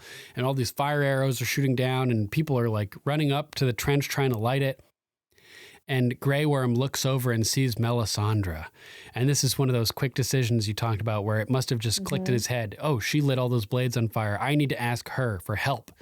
I think that he really quickly in this moment recruited her and got her to come out and help because he sets up his Unsullied in this barrier and walks it out towards the trench. Because at this point, the whites are just climbing right over it, like... They've fallen back. He pulled the lever so that the rest of the Unsullied are trapped out there, but they haven't gotten the trench actually lit, so it's not working as a barricade. They're just crawling through it. So it's like this horrifying moment where the plan is failing, and there's like a Hail Mary attempt to try to fix the situation. So they come walking out, and they're just shooting guys with arrows all around that are approaching this barricade of Unsullied in this little rectangle. And Melisandre walks out and walks up to the trench and kneels down and starts reciting the same Valyrian prayer that she had said that lit the Arrax on fire of the Dothraki at the beginning of the episode, but nothing's happening. And she's saying it over and over and nothing's happening and people are dying all around her and the dead are scrambling and it's so intense and she stops and she looks to her right and you see like all the dead and then it cuts back to her and she looks to her left and you can see all the dead over there and then it cuts back to her and she starts getting more and more panicked and she's like getting really agitated as she's like begging the prayer at this point. Her voice is all shaking and her eyes are kind of... Her eyes are bugged out. She looks horrified and it was really effective to me because like we've seen her throughout all of these seasons, but she's never like had this panicked look per se. Like, yeah, she kind of freaked out when Shireen burned and nothing worked and she left. But here she looks terrified. She was full on panic. Yeah. Like, oh my God, the look on her face was horrifying. Just that look. And she's like getting more and more. It reminded me of like Miri Mazdur as she's being burned alive and she's, her wailing is being amplified as the fire starts to touch her and she's getting more and more like agitated with her singing. And it grows and grows. Yeah. And Melisandre's voice is like getting louder and more erratic and quivering. And right at the last moment, as the whites are crawling over the barricade, one of them launches over. Axios and Mendes, and boom!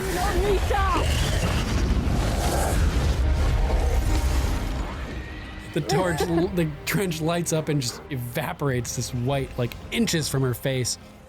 And that shot in her eyes too, the flames. Yeah, we see the flames reflecting in her eyes, and she's sitting there looking like, oh my God. But I think in that moment, she's realizing that the Lord of Light still hasn't completely abandoned me. He came through for me again. Like, it may have been right at the last second, but he came through again.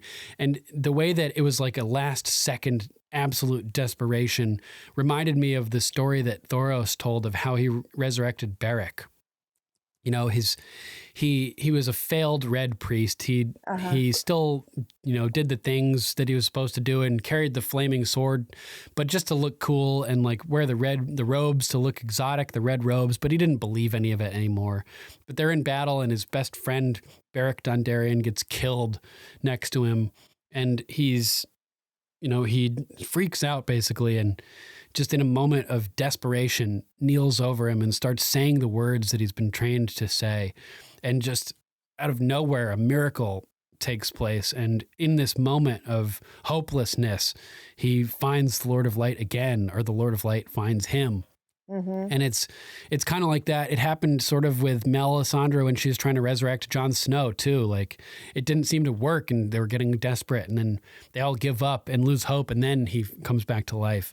Same thing here. She's like losing hope and becoming more and more desperate, and then just right at the last second. So epic. So epic.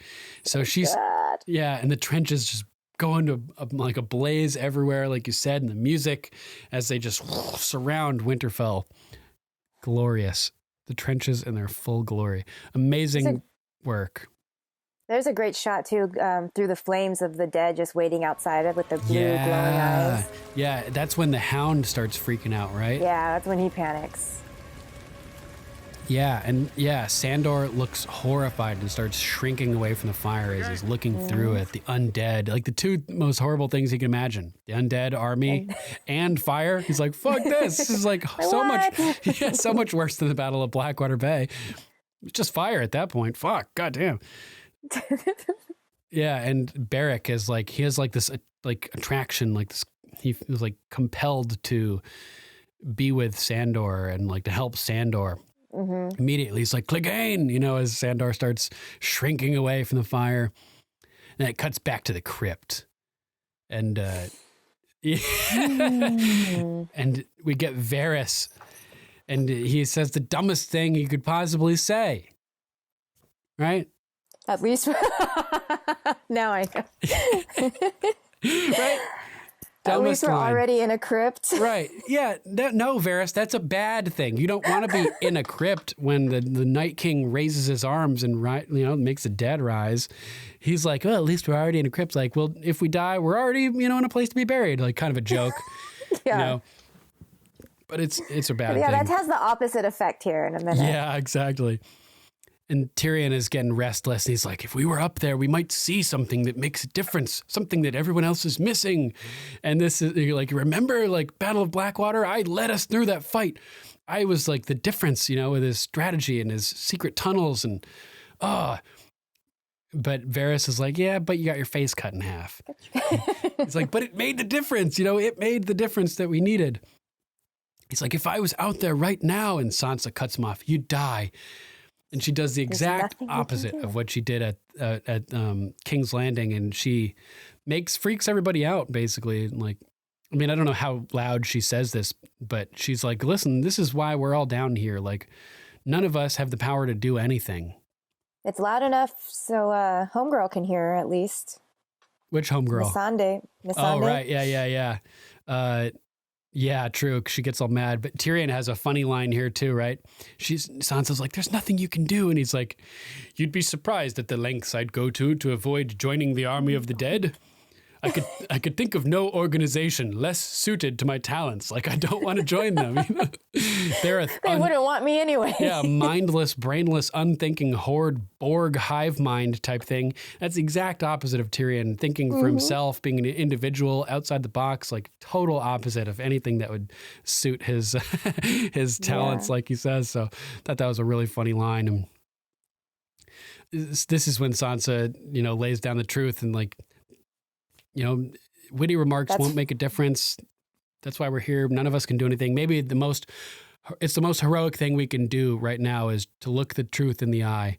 And Tyrion is like, whoa, who are you? Like you are so different than the last time we hung out. Yeah. Like, maybe we should have stayed married.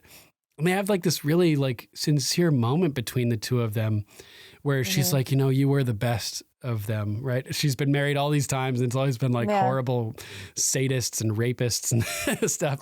And Tyrion's reaction, what a terrifying thought, you know, that he was the best of them. The way he delivers that line, that was just like so good. Terrifying thought. Maybe we should have stayed married. You were the best of them. What a terrifying thought. So good. Yeah, just that delivery was amazing. And they're like smiling, but then she's like, no, it wouldn't work between the two of us. Why not? You know, he's like, what the fuck? Like, I thought we were just starting to hit it off. You know, it seems like it would work. And they're like thinking about it. You know, the two of them are sitting there thinking about this, which is interesting to me. Yeah. And and she's like, no, it wouldn't work. The Dragon Queen, your divided loyalties would become a problem. And that's when Missandei is like, takes offense to this. And she's like, yeah, without the Dragon Queen, there'd be no problem at all. You know, like we'd all be fucked. And good point, Missandei. Dead already. Yeah, so Sansa's still on that bullshit. Yeah, quit talking shit. Exactly. Yeah, so at this point, I'm like, damn, yeah, Sansa still is not like realizing the gravity of the situation, unfortunately. So now we're back at the Godswood, and Theon tells Bran that they've lit the trench. AKA our defenses are collapsing. This is not good. You know, like if they've lit the trench, that means that the undead are right outside the walls, right basically. outside the, So that is bad news. And he feels this is his moment to like sort of confide in Bran, right? He's like, Bran, I just want you to know, I wish the things I did, you know, and Bran cuts him off. Everything you did brought you to where you are now, where you belong, home. You know, what a powerful moment between the two of them, right? Like, he needed to hear that. like, Theon has been needing that, you know, validation for so long. Yeah, exactly. This is the final piece in his validation puzzle. Like Rickon isn't around to forgive Theon, but he got Sansa's forgiveness when he saved her or helped save her and give her the strength to escape Winterfell and Ramsay. Then he got Jon's forgiveness. You know, Jon said, I can't forgive you for everything, but for what I can, I do. You know, he got Jon's forgiveness for what he can forgive him for. Then he got that confidence in his name and who he is. Yep. And then he got Yara's forgiveness. She headbutts him, but she forgives him and affirms that he's a Greyjoy, but he, you know, that he's still family, but he needs to go where he feels like he needs to be. And that was big for Theon. And this is it. This is full circle for Theon, the last remaining person that Theon needed to be forgiven some closure. by. Yeah. So now he can die happy. Oh, too soon. Damn. You know, oh, damn, he is about to die. Fuck. Oh, man. But it's like, I just thought it was such an emotionally overwhelming moment, you know, that everything you did, even if it was bad, it brought you to where you need to be, to where you are now, home. You know? Crazy. So, and then Bran. Yeah. Weirdo. Yeah. I'm going to go now. Theon's like, just so matter of fact out of nowhere. Yeah, I'm going to go now. And Theon's like, what the fuck? Like, what are you talking about? And then he just like, whoop, goes off into warg mode. And his ravens fly right up to the Night King. But first, they're flying along, and one of the dragons comes swooping by, and they kind of like fly right through the dissipating flames. Looked so cool. Again, another amazing moment of cinematography in this episode. Just a fantastic looking episode. And so they fly right up to the Night King, and he's just lurking there on Viserion's back. and we get this gnarly shot looking upwards at him, and he's like bouncing a little bit, and his face is blurry. And then into the foreground of the camera comes his hand as he reaches down. Were his eyes like warged? When I saw it the second time, it looked like his eyes were all ward like brands or something. Ooh, interesting. That freaked me out. I didn't catch that. It's entirely possible. He does seem to be able to tap into the Werewood network as well, the ice Wi-Fi. So, yeah, it's possible. And at first I was like, what the fuck is he doing? Like, he does these hand gestures. Raising his arms makes the dead, do his rise. I guess pointing his hand like that just makes them do whatever he wants. So this is when the dead start like plopping themselves onto the fire barrier to create like a body mountain, pathway. Like a bridge thing. Yeah, body bridge. And I'm like, oh my God, this is hardcore. But that shot looking at the Night King with his hand in the foreground and his face all blurry was just like the most gangster shot. The sound was all muffled and... Yeah, so good. Yes. So many just epic moments in this episode.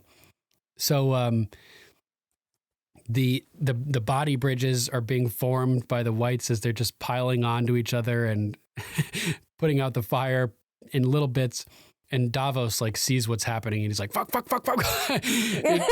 Preparing everybody to like, man the walls or whatever they're yelling and getting all the archers ready. Yeah, man the walls.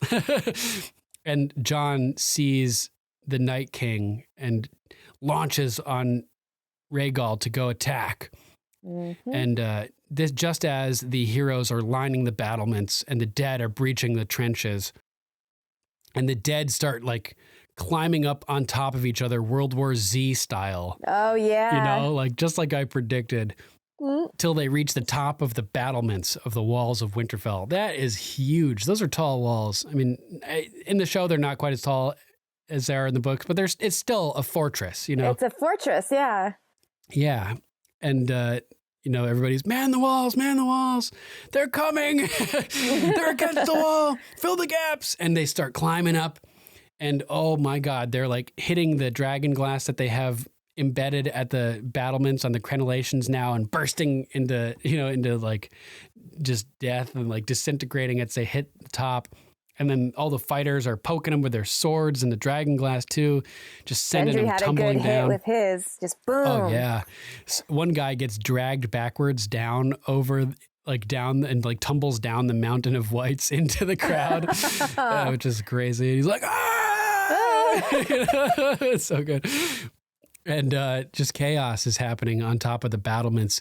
Gendry, it shows Gendry, and he's like holding his sword or his weapon, and he's kind of like going like this, like bouncing in anticipation. He's ready. Yeah, he's like just ready to fucking crack those guys as they start breaching the top of the walls. Jaime gets pinned up against the crenellation here with like three whites like all like gnashing at his face, and at the last second Brienne saves him, and then there's like an amazing moment.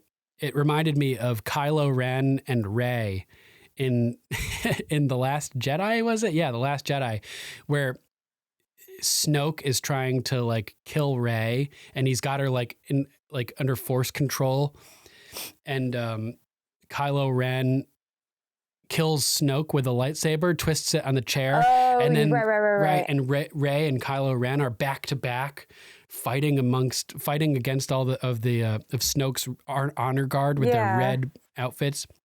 These two people who were like enemies at one point, now back to back, fighting to help each other and save each other, working together. Just like Jaime and Brienne, who were like adversaries at one point in time, now they're back to back, fighting with each other on top of the battlements against the dead. It's just so powerful. And there was a moment too when like you saw Sam out there freaking out and Jorah grabs him and gets him out of the way. Yeah. Like, Sam, so why are you here? You fucker, liability. You already cost us Ed. Just go to the crypts. Stay in the house, Carl. And and so like Jaime and Bran are back to back lit, and they're just like a shadow pair fighting the undead around them, and it's just so beautiful. And then Sam is standing there on top of the walls, and the dead start just pouring out over the top at this one spot, and they break through the fence and just start dumping down into the courtyards. And they're running through the courtyards and coming upon those barricades with the obsidian spikes embedded into them, and they're just disintegrating. Yeah, so cool. And the Hound is freaking out here. Again, we see him like, like, you know, with the fire like reflecting in his eyes and all this stuff in the background. And he's just shell-shocked, like zoned out, not even like comprehending anything. It's horrifying. Like, it's really sad. Like he's completely... He's just, like he couldn't move even if he wanted to. Yep. It's like when that flaming undead bear came at him beyond the wall. He froze and resulted in Thoros' death. He's just frozen here. He's shell-shocked, like real PTSD. And then it cuts to Arya. Of course, from the Hound cuts to Arya. And she starts rampaging with her new weapon. Yeah. The double-ended, like Johnny Stitches said, Archmaester Stitches, he compared it to Darth Maul. Darth Maul's, his double-ended lightsaber. She's like, like lightsabering all these guys with her wicked-ass dragon glass weapon that Gendry made. And so we were trying to figure out what the purpose of it was based on the diagram, that detachable thing. It turns out that the detachable thing is so that she can turn it in from a two-sided staff into two separate staffs. It detaches in the middle. Yeah. So it's like she has these two weapons, like Muay Thai stick style all of a sudden. If she had knelt down to the ground and gone whoosh with the sticks, I would have been like, oh my God, coolest thing ever. Like a Tony Jaa Muay Thai reference would have been epic if they did that, but they didn't, but it would have been cool. I'm going to superimpose that clip over so people know what I'm talking about. So she is just like, she's just going at it, and we get an upbeat symphonic version of Arya's music. You know, like that ascending mystical scale that we've gotten with various like different instrumentation, like almost like xylophone style. We've gotten it before. Now it's a full symphonic version. Dun, dun, dun, dun, dun.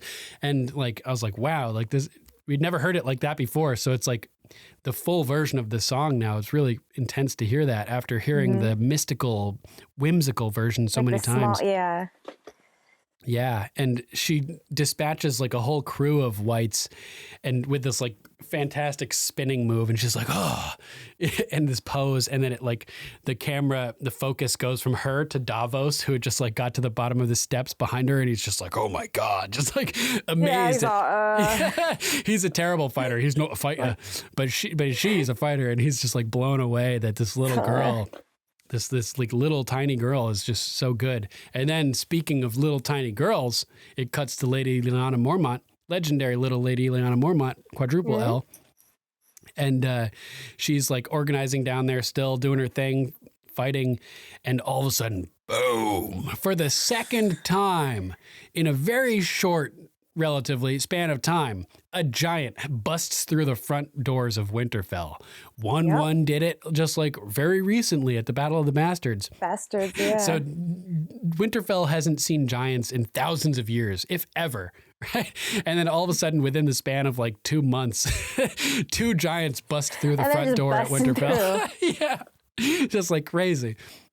So it comes busting through, and there's a hilarious shot of Lyanna Mormont kind of like staggering at an angle in shock as the giant comes through. And she played that so well, like just, oh man, her body language was great. So good, yeah, so good. And it was like that scene in Old School with Will Ferrell when he gets drugged. And he starts walking towards the pool, and he's like, get her out of my way, and like claws this little kid's face and just like launches him aside and goes tumbling into the pool with the cake. Or like that moment in Half Baked when Sir Smoke-a-Lot's like, the doctor says I need a backiotomy. Get away from me, bitch! And like grabs this girl by her face and like tosses her aside, claws her whole face. The giant comes through the door here and just swipes aside little Lady Lyanna Mormont, and she just like gets launched to the side, and everybody collectively freaked out because everybody loves Lady Lyanna Mormont, right? So I'm sure that's like the one person aside from fucking royalty that you don't fuck with. Yeah. Fucking crazy. So the Chuck Norris of Game of Thrones, you could say. I'll take it. Yeah. So she, everybody like gasps at that moment, and then it cuts away to something else. Oh, to Arya. This is when she dives over that body pile and like rolls down. Yes, I think that might be my favorite move of the whole thing when she rolls over those guys. There was badass. Yeah, and in the game revealed, they showed a few different shots of her doing it, like in the takes that it took to get the final shot. And she had just mentioned that she probably holds the record on set for the most apologies because she keeps she's doing all these stunt scenes and like the blades are like she like lets go and it's like flying through the air. And she's like, oh, I'm sorry. And she's like diving over these whites, which are like actors, stuntmen. Right. And she's like, landing on them and rolling over them. Yeah. And she's like, oh my God, I'm so sorry. As she gets like caught halfway down and like nails these guys. So funny. If you haven't seen that featurette, you have to go see it. Yeah. It's on the app and you can find it online. It's so good. It's so worth watching. Yeah, we posted it on a GOM page as well, facebook.com/GoMPodcast. The game revealed. It's like a 40-minute special about behind the scenes making this episode. 40 minutes. It's awesome. Oh, man. Normally those game revealed things are like 5-10 minutes. This thing is like 40 minutes. The ones this season have been like around 20 minutes, like 15, 20 minutes. This is the first one I've seen so far this season, so I got to go back and watch it. They release them the next morning after each episode. Oh. They've been releasing them. Nice. Good to know. So then it cuts back to the courtyard and rising from the ground, Lady Lyanna Mormont. Oh my God, she stands up with that axe in her hand and her head's like kind of cocked to the side and she just lets out a battle cry, like roars like the bear that she is. There's an amazing piece of battle cry here. Yeah, there's this guy, Richard Pace, did an amazing rendition of this on oh my God. It's a black and white drawn picture of Lyanna Mormont letting out her battle cry with her eyes closed and her mouth open and the axe raised. And outside and around her is a bear, like House Mormont, doing the same thing, letting out a big roar. It's just a fantastic piece of art. I posted it and tagged the artist and everything. It's gotten like 200 shares from our page and like hundreds of likes. It's like, oh my God, it's such a great piece of art. And so she lets out her war cry and starts charging the giant. Oh my God. And we get like her running and like a close up of the camera trucking backwards as she is running with the axe raised. Giving her scream. And then it cuts from her perspective and we see the giant and he turns around holding a giant piece of wood. And I thought for a split second, I thought he was just going to go whack and golf swing her and just send her launching right out of Winterfell, right over the walls. Would have mirrored that guy who got hit with the giant's arrow at Battle of Castle Black, right? Who gets launched over the wall. Oh, God. Love that. I don't want to see that happen to our girl. I know. But for a split second, I thought it was going to happen. I was sure. It could. And then he lets go of the piece of wood and it's dangling in his left hand and he reaches down towards the camera with his right hand and scoops up little Lady Lyanna Mormont.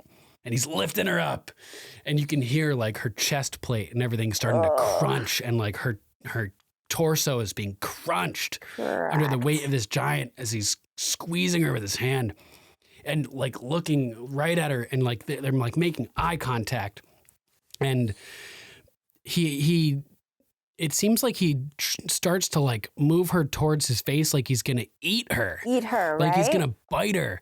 And she must have dropped the axe because she reaches to her belt or something and just produces a dragon glass dagger out of nowhere and just slams it right in his eye.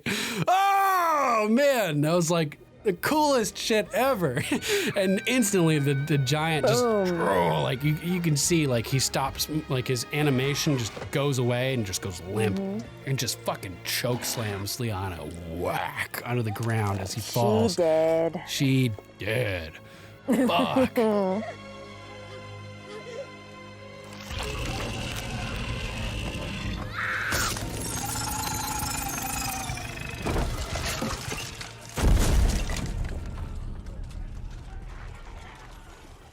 She deoed. In the best possible fucking way, man. Yeah, they really made her, like they gave her like a spectacular finish. And again, reverting back to the game revealed documentary piece that they released, the section with the actress, I think they said her name's Bella, who plays Lady Lyanna Mormont, and she's talking about it. She just seems like the coolest fucking kid ever, man. She was loving it. She was like, I get to go out like this, and I'm like, she was so game. When I found out that I die, I was so excited. Yeah. She's like, I wanted one of two things. One, I could sit on the Iron Throne, but I thought that was kind of unlikely. So I was hoping for an awesome death. You know, that's exactly what I would be hoping for if I was on the show. You know, like this girl's got her priorities straight.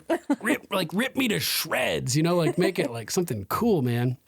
And so she was just a super champ about it, and like I really like have a lot of respect for that actress. I think she's gonna be. And they show you the whole fantastic. process of it too, of how they created that and all the work she did. It's so good. Yeah. So cool. Oh my God. Yeah. Just amazing. Wow.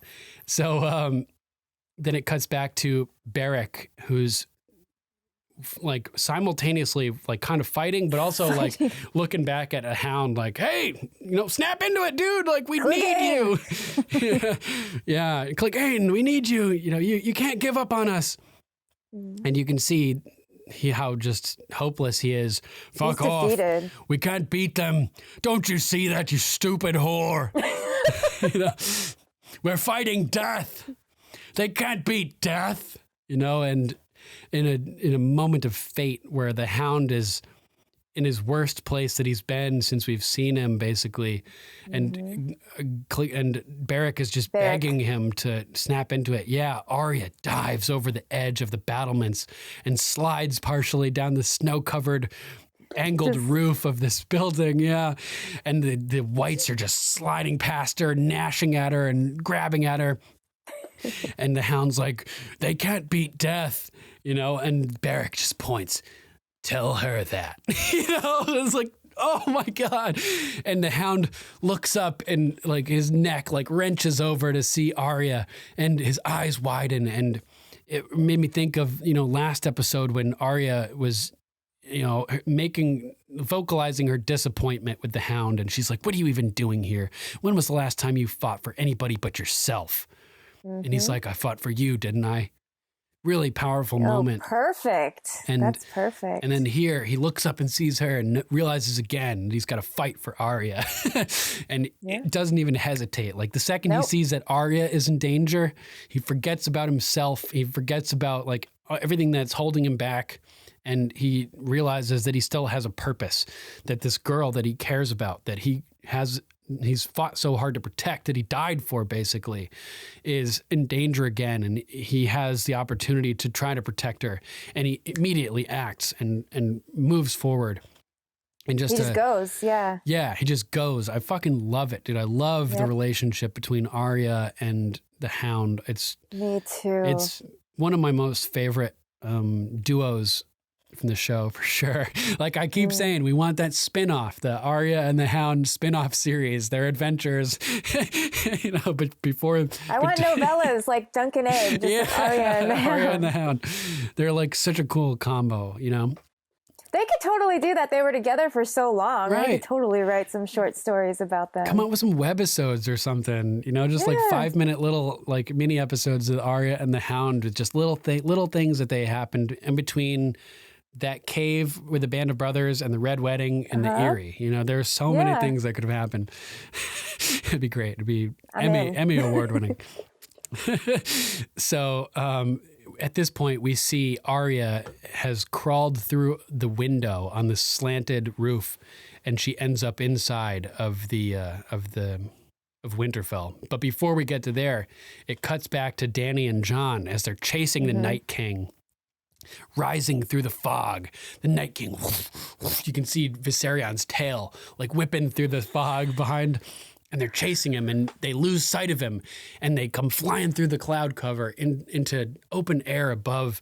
And it reminded me of, actually, it didn't remind me of anything, but it reminded other people of things, and they mentioned it, and now I know about it. So now it reminds me something, I don't remember this specific scene, something from How to Train Your Dragon, where people like on dragons go up through the cloud cover and they're like hovering for a second. Yeah. And then it's very like mystical and and we totally get that vibe here, you know. Yeah. But the cooler of the two references that Johnny Stitches mentioned this to me. There's a scene in the Michael Keaton version of Batman where it's just like this. You see the moon up in the sky and empty air and then the cloud cover and the circular shaped bat craft, like the bat plane thing that I know exactly what you're talking about. Comes flying up through the cloud cover and hovers right in front of the moon. You get that perfect bat logo symbol in the moon, and then it just drops right back downwards. Down. Yeah. So that was like, I feel like Johnny Stitches nailed that. I feel like this has to be like a reference to that. And it's exactly good one, Johnny. So good. Yeah, thanks, Johnny. He sent me a video and everything. I'm going to put it over, superimpose it on this. But nice. they come flying through the cloud cover and the Night King is gone. And if he's gone, that means he dropped down and is now behind you. You should know it immediately because you can see everything for miles around you the second you come out of that cloud cover. So turn around, but they don't realize that. They're like, huh, where is he? And all of a sudden he just like comes emerging through the cloud cover, launching blue flames at Dany. And Drogon takes off. That's so cool too, the way that, like we were saying, that just lick her barely. Just licking on her, and oh my God. Yeah, and she's panicking. Like you can see Daenerys is freaking out. The look on her face. Like full on. Oh, her expressive eyebrows. Yeah, full on Dany eyebrows. And she's like, like her face is all freaking out and everything. And Drogon is panicking himself. And Viserion is like comparable to Drogon in size at this point, it seems. Terrifyingly, and is potentially even more powerful now with the ice magic combined with the fire magic. And so he's shooting the fire at Drogon and Dany, and we get more epic close-ups of Viserion's face. Whoa, like amazing. Just like ripped. Yeah. I saw when his jaw got ripped off that time. I didn't notice it the first time. There was a shot when he was taken down the wall at the end of last season where it's like, and it's just like close up on his face as he's like going back and forth, and he's making this like weird clicking sound, and then you get it again here as he's just like launching the flames. I wrote that down too. Yeah, it's super. Yeah, it's a really creepy sound.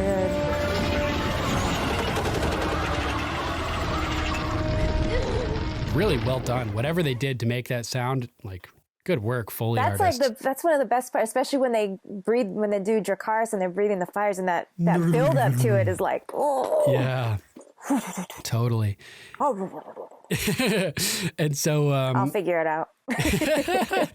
So the Night King like freaks her the fuck out. Dany is like freaked out, and as soon as she's like flying away and she's not like stopping anytime soon, the Night King like changes modes, and Viserion like tucks his wings in, and like that bat symbol, like that bat craft, the bat plane just dips straight downward and just free fall velocity, 9.1 meters per second cubed, just or is it 9.7? I don't know. I'm losing my random knowledge.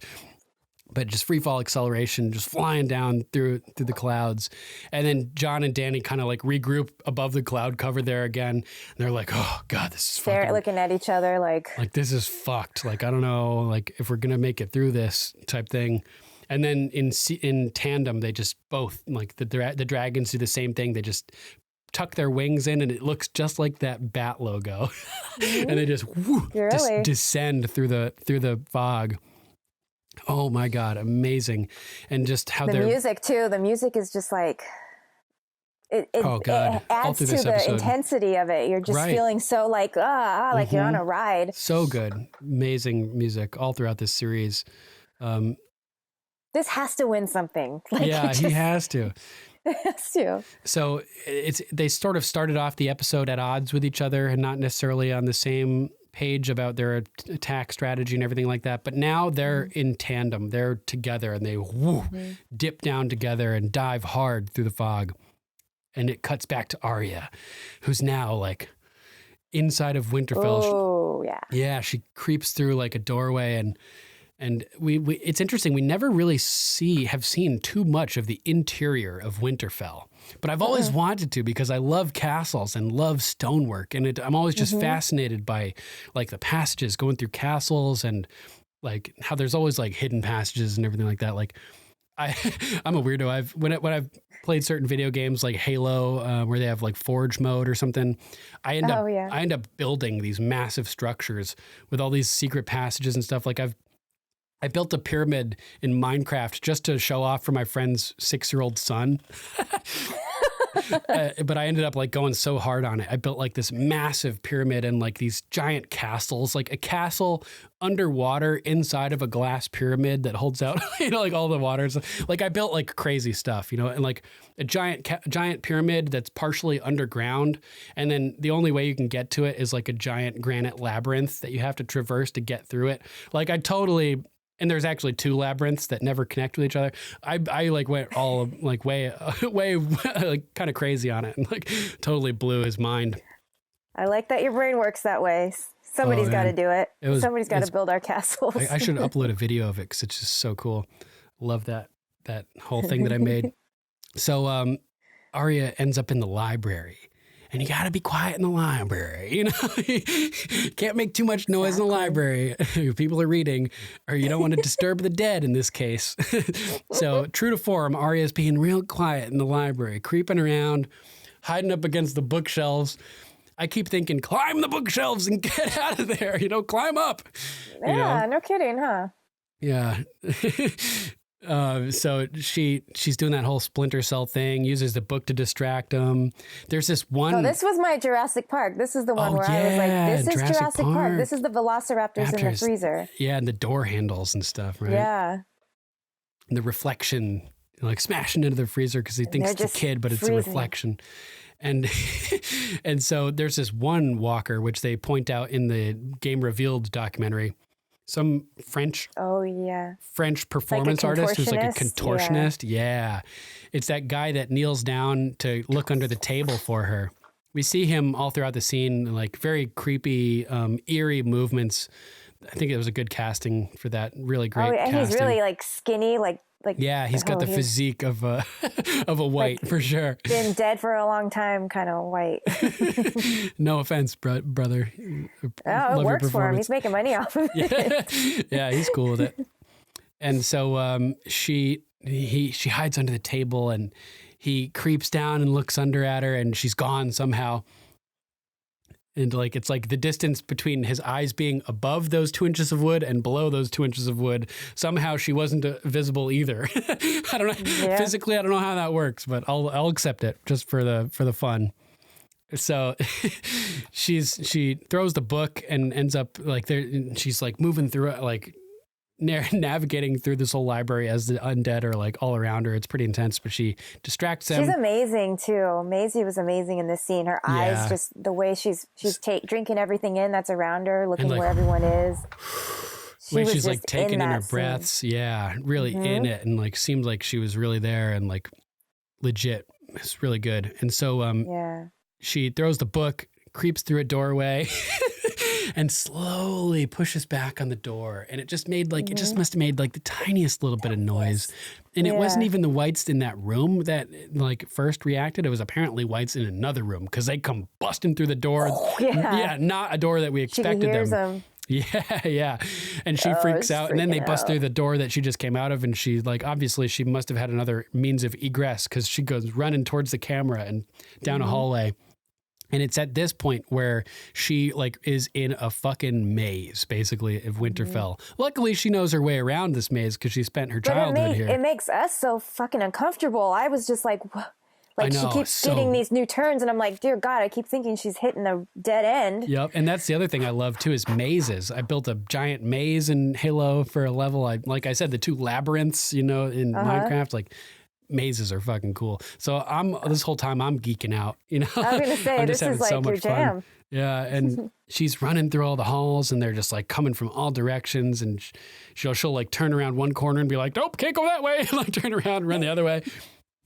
And I'm like, oh my God. It's just so intense. Just the way they look, they're scurrying and freaking out right behind her. They're just on her. Oh, and we forgot to mention, she does stab one woman in the head in the library. Oh, that's right. She comes around the corner and like, yeah, she's just face to face. Yeah, instantly stabs her. And she just as yeah, and she like pulls the knife out and like you can see the woman's jaw like collapse and just blood starts coming out and she like falls right on Arya black. And it's just like, so gross. Great job there. I love that moment too. It was so good. So Arya running through the maze of Winterfell here kind of reminded me of her experience in King's Landing, chasing cats, running through the alleyways and sneaking off. And then she's got to like hide in the crypt as Illyrio and Varys are going by and she's like hiding. And she eavesdrops on that. Yeah. And then she sneaks through the labyrinth of the black passageways underneath the Red Keep and comes out in the fucking drainage tunnel outside of the wall. I don't know, it just kind of reminded me of that, like sneaking through like alleyways and passages. And this is when it cuts back down to the crypt and there's the slaughter outside of the doors. Oh, and the soldiers screaming, open the door.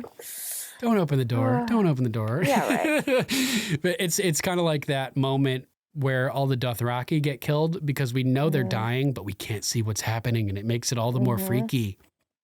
It's and also, then, I mean, the look on Sansa's face is just like, she was so conflicted. She didn't know what to do. She knows what she wanted to do, but I just felt bad for her. Her face was like sad. So sad. Yeah. And man, it's brutal. And it's also kind of like that scene at Hardhome where they close the gates and then the mist is coming down from the mountains and all of the people are banging, trying to get through the gates, but they've closed them. And then all of a sudden, all the banging stops. And the Magnar of Then walks up and peers through a little hole in the gate. And it's just gone. Everybody's gone. And we don't know, like, what happened. It's kind of like, it kind of reminded me of this. Same type thing. Then they'll just rush the gate. Love that.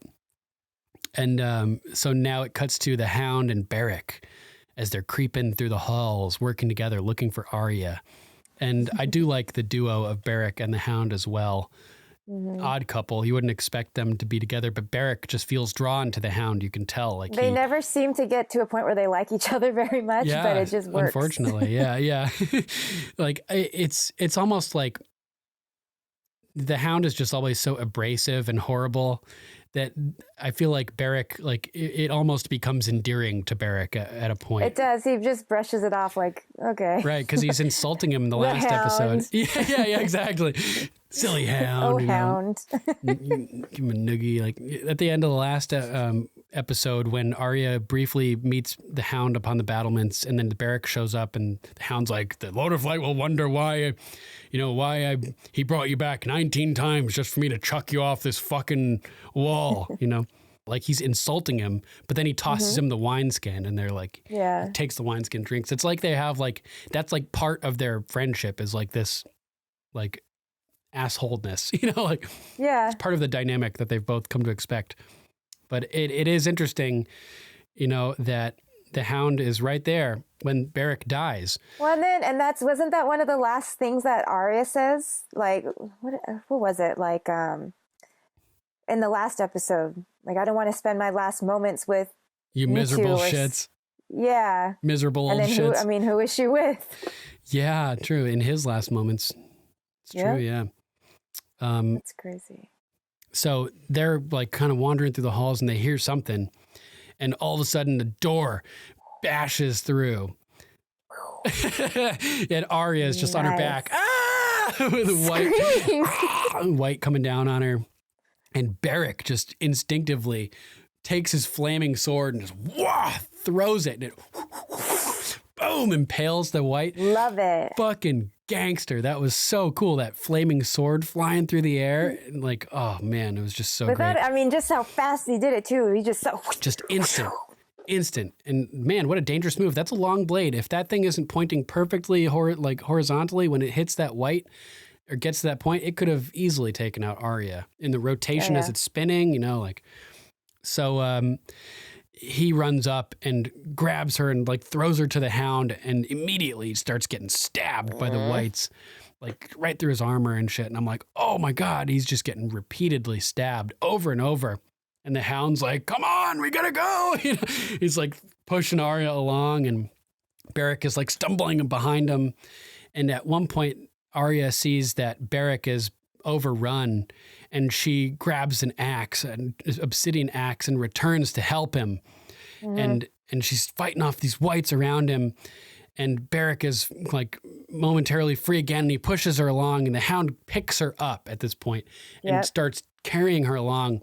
And as Beric is stumbling away, he has his Jesus moment where he starts holding like the walls and holding back the wights behind him. And he's got his arms outstretched to like Jesus on the cross, and they're just stabbing him in the guts. Yeah, just like Jesus being like impaled through the ribs, right?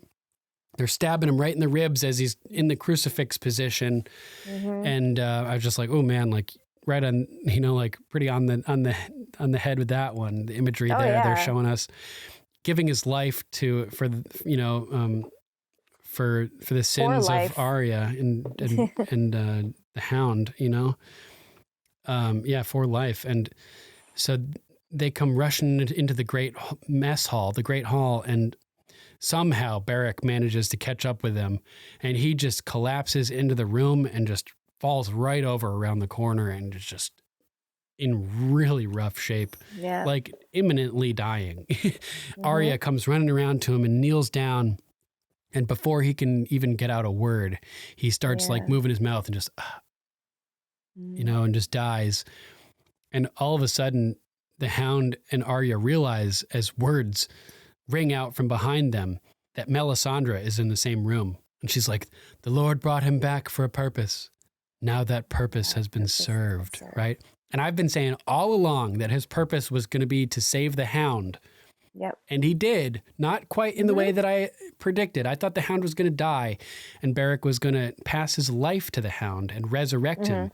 But he did save the Hound here, and he did put his life on the line to save both Arya and the Hound, fulfilling the extent to largely my prophecy about Beric, that Beric was a placeholder for the Hound, So he not only, it's like a dual function saving here. He saves Arya, who's going to kill the Night King, and he saves the Hound, who's probably going to have to kill the Mountain so that anybody can get anywhere near Cersei. Yeah. That's the hope. Yeah, that is the hope for sure. Clegane Bowl 2019. Has to. Yeah. So I was interested by this too. Melisandre sees things in the future. She's seen herself atop the battlements of Winterfell. She's seen that Arya would shut eyes, brown, green, blue. I wondered if Melisandre knew that she needed to be in this room for this moment, because she was just sitting there, just waiting for Arya, it seemed, right? So Arya shows up and she, puts the Beric's death in perspective, and Arya turns to her and she's like, oh my God, like, I know you. And Mel's like, I know you. Right? Arya's like, you said we'd meet again. And here we are at the end of the world. I'm like, oh my God, this is so nuts. And Arya, again, bringing up what she said. She's like, you said I'd shut many eyes forever. You're right about that too. And this has to be good for Melisandre, because she's been so wrong about so many things. She'd lost her faith and her confidence. And so it must be good to hear that she's been right about a couple things. Like she was right about Arya. She's all me. Yeah. So she's like, you were right about that too. And Melisandre, brown eyes, green eyes, and blue eyes. And blue eyes, and Arya's thinking, and we know that the Whites have blue eyes, and that the White Walkers have blue eyes, and that the Night King has blue eyes. And man, that she'd shut many eyes. She has the opportunity to shut many blue eyes here. All the eyes. All the blue eyes, except Tormund. Yeah, exactly. I've always had blue eyes. I've always had blue eyes. So she's like, oh my God. And she's like kind of thinking about that line, like the blue eyes and the brown eyes and the blue eyes. I think it's like sort of starting to sink in. And then, you know how these red priestesses have a way of knowing important things that have been said to people in the past, like how Kinvara knew about the way that Varys was cut. Remember? And she was like, you want to know what the voice said that spoke to you from the flames? You know, and Varys is like terrified by that. They know these things that they like shouldn't know, you know, or the way that Melisandre even had said to Jon, she mimicked Ygritte, and she was like, you know nothing, Jon Snow. When he turned down her advances on him, she's standing in the doorway and said that, and Jon was like, oh my God. So she kind of does the same thing to Arya here. Something that was said to Arya in an important moment that Melisandre shouldn't know anything about. She says, you know, there's this great moment. They're all like lined up in a V formation. Arya in the front, and Melisandre and the Hound behind, as they're waiting for the whites to break through this door, basically. And Melisandre says it. What do we say to the god of death? Not today. Not today, motherfucker. And so good. So good. So good. It's a particularly significant moment too that, I mean, what was the context when that was said last to Arya by Syrio Forel, right? It's at a moment. Was that right? Yeah. It's when Syrio dies. Yeah. But it's at a moment where somebody is putting their life on the line to protect Arya, and they're telling her to get out of here and go like save yourself, do something else, go. So Melisandre says that. What did he say to the god of death? Not today. And it's like the same thing. She realizes that the Hound is going to be there fighting the people coming into the room, just the way that Syrio was there fighting Meryn Trant as he is giving her time to escape. She realizes that she needs to like get out of there and focus on her mission. Well, that's what she does. She knows the things that rouse the people when they need to be roused. Yep. She knew the line. She knew the line. And oh my God, it was just so intense that evoking Syrio Forel in this moment and bringing back Arya's sense of purpose and her training and reminding her what her goal is and what her mission is, and the mention of blue eyes that she can shut forever. Where she started. Yeah. And it's just all full circle. And God damn, it's just like, it's all just so poignant, you know, like everything here is so important.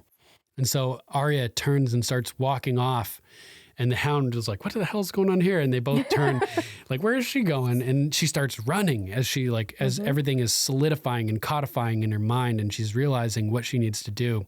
She's putting it together. And the music starts to swell, and then it cuts to Theon as he's fending off attackers for Bran. And or he's about to, at least. All the whites, he's rallying the Ironborn and telling them, make every shot count. And there's this overhead shot as whites just come rushing Theon, and you see him launch a fire arrow into one white, but they're like so close on him. It's like I don't know how he survived. Movie magic. Those arrows were badass too. They like the little sparks, the blue sparks that flew every time he shot at someone. Nice. I missed that. Cool. I'll have to look. Yeah, there's like these little blue sparks that come out like it's affecting them, and they're sick. So cool. So this is when it cuts back to the Night King as he decides to descend on Winterfell, finally. And he swoops down and just blasts with Viserion a massive hole through the wall, and one of the Winterfell's towers just destroys it and comes flying through. And all of a sudden, Rhaegal is on him, and Jon is on him, and there's a dragon fight in midair. God. And the dragons are slashing at each other with their claws, and it's this is where they, oh God, it's so hard to tell, like who's hitting who and who's injured, right? Yeah, everyone's scratching at each other. That's what I remember. Yeah, scratching and biting, and at one point, Viserion literally bites Jon's cloak off of his back. Yeah. He bites and it comes ripping off. And I was like, oh my God, that was a close call. Like inches if he was close enough to bite the fur, but not Jon. Not Jon, Inches. Millimeters, you know? And I'm like, oh my God, this is just insane as they're fighting in midair. Too close. And tumbling and biting each other. And Rhaegal bites Viserion's head and rips half of his face off, like you mentioned. And I was like rewinding, like to see who was hurting who. And And just so vicious. And then out of nowhere, Dany and Drogon come swooping in, and Drogon's landing gear, his legs come out and just pluck the Night King like right off of Viserion's back. And just like Bran fell from the tower, or Jaime sank into the Blackwater Rush, the Night King just falls back, sinks through the air calmly with like, it's so like he's done eerie. it a billion times. Right. And Drogon continues to savage Viserion as Rhaegal goes screaming and landing to the ground, and it's just horrifying as he's like in pain and is running as he lands and just collapses into the ground, and Jon comes tumbling off, and oh my God. And Dany and... I mean, he rolls far, like... Who, Drogon or Jon? Yeah, totally. I was like, Jesus. Yeah, and Drogon and Viserion and Dany are in like a death spiral as they're like, the dragons are like intertangled, tumbling through the sky, wrapped up in each other. And Drogon is just biting on Viserion's neck, like he's just got his neck like locked in between his jaws. And I'm like, oh my God, this is insane. And I feel like, I think I noticed that Rhaegal even had like tears in his wings, kind of like the undead dragon. I think he did, yeah. He looked very like badly injured, which is never good to see. And so Dany, something happened. We don't see what happens between Drogon and Viserion, but Viserion must escape and ride off, because next we see is Dany hovering, and she descends over the top of the Night King, and the Night King's just standing there, and we're like, oh my God, this is happening, right? They had asked if he would be killed, but if he could be killed by dragonfire just in the past episode, right? 1 or 2 episodes ago. And Dany just looks down at him, and they make eye contact, and she just says it, Dracarys. And Drogon just unleashes massive gout of fire and just engulfs the Night King. And this is that moment from The Last Jedi, Star Wars Episode 8, where the Imperial Walker they all aim their lasers together at Luke Skywalker and just blast him. Oh yeah. and then to no avail. Yeah, and there's just like a giant cloud of dust, and in this case, a just ball of flames. Fire. And as the fire fades away, the Night King is just still standing there, still strong, unaffected. And he just kind of like grins up at Dany. Oh my God, I couldn't believe it. He smiled. I was like, fuck you. And the way he tilts his head too throughout the whole is just like, yeah. Yep, like when he tells Jon, come at me, he like kind of cocks his head like the Joker almost. It's yeah, he does. And with like, Bran too, so when he's looking serious? at Bran at the end, he kind of does this little like quick head cock thing. Interesting. I don't know what. Freaks me out though. I don't even know what it means, but it freaked me out. If it was like the actor that added something to the character, it works. Whatever. Yeah, it was. definitely. So so Dany freaks out and Drogon freaks out as the Night King reaches and grabs another ice spear and starts to launch it at Drogon and just barely misses him. Oh man, that was close. So close. Too close for comfort. And they fly off, and Jon had fallen off Rhaegal close by. So he's been like approaching basically this whole time, and he sees the Night King alone, and the Night King just calmly starts strolling towards Winterfell, just walking along. So calm, not a care in the world. And Jon unsheaths Longclaw and starts running after him, and he must hear him because he turns around, right? And stops and immediately just raises his hands and cocks his head. Oh my God. And Jon, he turned around and they both sort of stopped. Yeah, they remember each other. And then he lifts his arms, and Jon remembers that moment from the dock and what happened. And he's like, fuck, and starts running forward.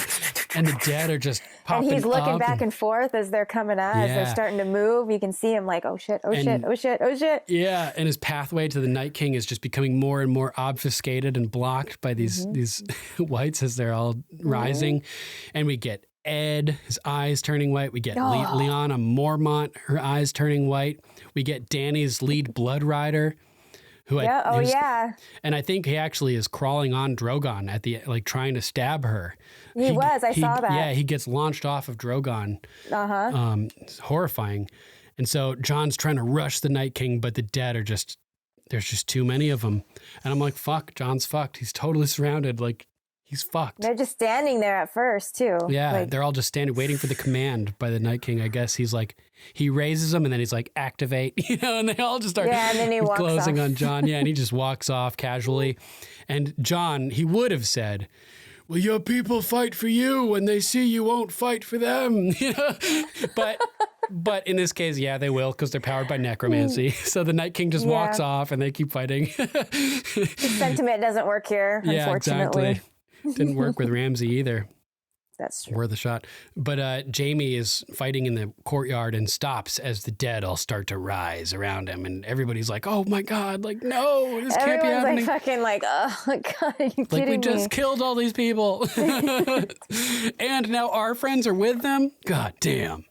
And they just look spent. They look so spent, man. They just look like there's no way. Right. There's no way. And it's like people who they were just fighting with are now fighting against them. I just killed you. Yeah, or like we just got killed. We were just working together. Yeah. And now like they're fighting. And the White Walkers that were out by the woods when Jon tried to burn them before but got interrupted by the fog. They're all walking towards Winterfell in a V formation now, in the Mighty Ducks formation, strolling in. And this is when the dead start to stick their hands through the walls of the crypts. And who sees it first? I think it's Gilly. Gilly, yeah, or the little girl, one of them. Gilly's like, what the fuck? I think it was Gilly. Yeah, I think it was Gilly. And all these dead just start coming out, and it's just not good. And this, like, Jon is being swamped by all those whites, and all of a sudden, Drogon Ex Machina appears out of nowhere and starts roasting all of the whites around Jon. And, oh, man, it's like he's just sitting there, parked on the ground, just roasting all around him. And he stops for a second, and it's just like that whole area all around Jon is just scorched earth. Mm-hmm. I'm talking scorched earth, motherfucker. I am talking scorched earth, motherfucker. And we are flaming dragon. Tropic Thunder.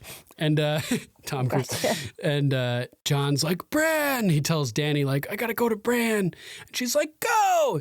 She should have been like, hop on, I'll fly you there. But, aside from yeah, it can't make things too easy. He's trying to be the hero this whole episode. He's like, it's me. I'm the hero. I'm the hero. Right. I liked how they sort of like played on, like joked about that in the game revealed thing too. He's like, it was supposed to be me who killed the Night King. Stupid Arya did it. Kid's all mad about it. They're talking to Maisie and she's like, oh yeah, I found out. I was so excited. I don't know what Jon thinks. I'm sure he likes it or something. Yeah, she was like, I'm just glad it was me and not Jon.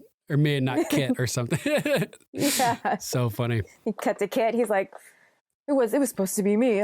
I was the one that was supposed to. I'm pissed I didn't get to kill him. Totally. So Dany and Drogon are sitting there for some reason after Jon goes running off. And I'm thinking, take off. Why are you just sitting there? And Dany's just sitting there casually, and we get a shot of like whites approaching from behind Drogon, and his tail kind of flicks him. And I thought, oh, cool. And then she's not even paying attention. Yeah, she's not even paying attention. You can see him like climbing up as she's just sitting there. I thought, remember how at the loot train battle, Drogon just like destroyed the scorpion. Fuck this thing. Yeah, with his tail just smashed it. Fuck that wagon. I thought he was going to do that and just like destroy all these whites with his tail. But he was kind of distracted too, I guess, and didn't realize they were all approaching him. And before they know it, Drogon is just being covered in whites. Just stabbing. Terrifying. And they're just shanking him left and right. And you can hear him squealing in pain. Oh, it's so like horrible. And Dany is like, fucked. I'm like, oh my God. Like I legit thought Dany was about to die here. Like she just saved Jon. I thought that was done. Yeah, I thought she was going to die. She saved Jon. She's about to get killed because Drogon can't take off. And these whites are just all over. We get that Blood Rider who's trying to stab her, like near miss, and gets launched off back to the ground. And Dany gets launched off herself. and falls to the ground just like Drogon's Jorah. like Yeah, Drogon's like he like shakes him off. Yeah, shaking his body, and like he ends up taking off into the air, and all of those whites are like clinging on to him as he's rising into the sky and flapping his wings, and he's just shaking himself, trying to get them off. Good thing Dany managed to get off of him before that, because she definitely would have gotten shaken off as he's trying to shake off all those things, you know? And it kind of made me think of the battle at Hardhome when the giant comes busting out of that hut and all of the whites are climbing all over him. Mm-hmm. And he's like picking them off and throwing them. Totally foreshadowing Drogon being swamped by whites at this point. And they're just crawling. The CGI on that him. Was amazing too. Just the way his skin like moved on his body. Incredible. It was like, it's so real. I know. Like, I don't know how anybody's ever going to surpass what they've accomplished with this show. With CGI. The attention to the detail that they have with these dragons is like, they love these dragons. Like they put a lot of love into them. I'm so glad. Yeah, definitely. A lot of love. I'm glad that's where a lot of the budget went, because it makes all the difference just in little things like that. Just the way the skin moved on his body was like, totally. So I was like, oh my God, she's going to die. Here she's alone. Drogon has abandoned her, just trying to save his own skin. And like, oh, what the fuck, dude? Like, holy shit. I could not believe it, as Dany is left alone outside of the trench, outside of the walls, with nobody there to help her, and nothing. And whites are just enclosing all around her, and she's like scrambling backwards on the ground as they're like approaching. And all of a sudden, Jorah, out of nowhere, the Heartsbane just cuts down whites that are going for her. And I'm like, oh, thank you. Thank you. Like, after everything, like we talked about before, everything that Jorah has gone through is leading up to this, where he can be there to save Dany when it counts. Everything he's gone through is leading up to this moment, putting his life on the line to save her. That's all he's ever wanted to do, is fight and die if necessary for his Khaleesi. And live if necessary. And live if necessary. Yeah, awesome. I like that. I haven't given you permission to leave. You will go find a cure. Yeah. And he is just going all out to save Dany here, fighting. His last little bit of everything. He keeps getting stabbed and slashed, and he's like stuck on his knees at one point, and he's fighting from his knees, and we don't get the death quite yet. It cuts back to Jon as he begins to traverse the courtyard, one of the courtyards at Winterfell. And as he's walking through, whites are just spilling over the edges of the walls. Like if you're like taking a cup of water and like holding it, pulling it down underneath the water until the water just starts like spilling into the cup. It's that type of phenomenon where they're just dumping in around the edges all over the place. And he's leaving everyone. He has to he sees everyone fighting. Everyone's in their own little battle. Yeah. And they're all all of our heroes are like standing on mountains of corpses, just fighting to live at this point, just trying to stay alive. And just fighting the next one that's in front of them. Yeah. Yeah, totally. And yeah, my heart shatters as Jon sees Sam, but has to leave him to go for Bran. I couldn't believe it. I was like yelling at my TV, like, you have to save Sam. You can't leave Sam, freaking out. And he realizes that he only has one path to go, and he cuts through this like covered walkway, and all these whites are like falling through the ceiling around him. And at one point, like debris lands on him and knocks him down, and he gets up and all these whites are coming at him, and he goes through this gate and closes the gate just like at the last possible moment, last nanosecond possible, and all their arms and like fingers are like coming through the gate. Right? So cool. Just that's scrambling. Freaky to me, that whole like. Yeah, totally. Reminded me of Walking Dead when the fingers are coming through the doors in the pilot episode. Oh, Don't open, dead inside. So good. Yeah.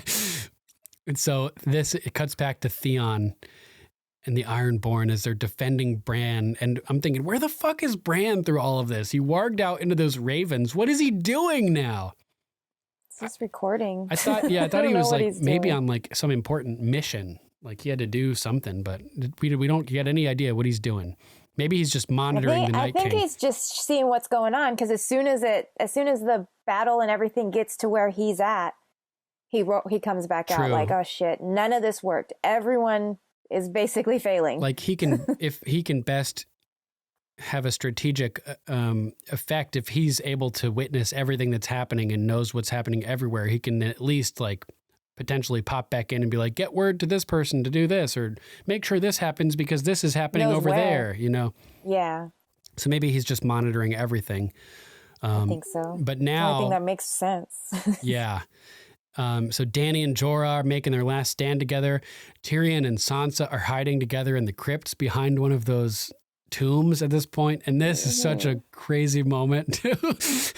Like so powerful. No words either. No words. Like Rachel says, it's the most powerful moment. Yeah, and they're like looking at each other, and like all hope is lost as you can see just like the dead behind them walking throughout the crypt, and you can hear the screaming in the background. And Sansa pulls out a knife, dragon glass dagger, and the way she was holding it, I thought she was gonna like harakiri, like stab herself in the gut.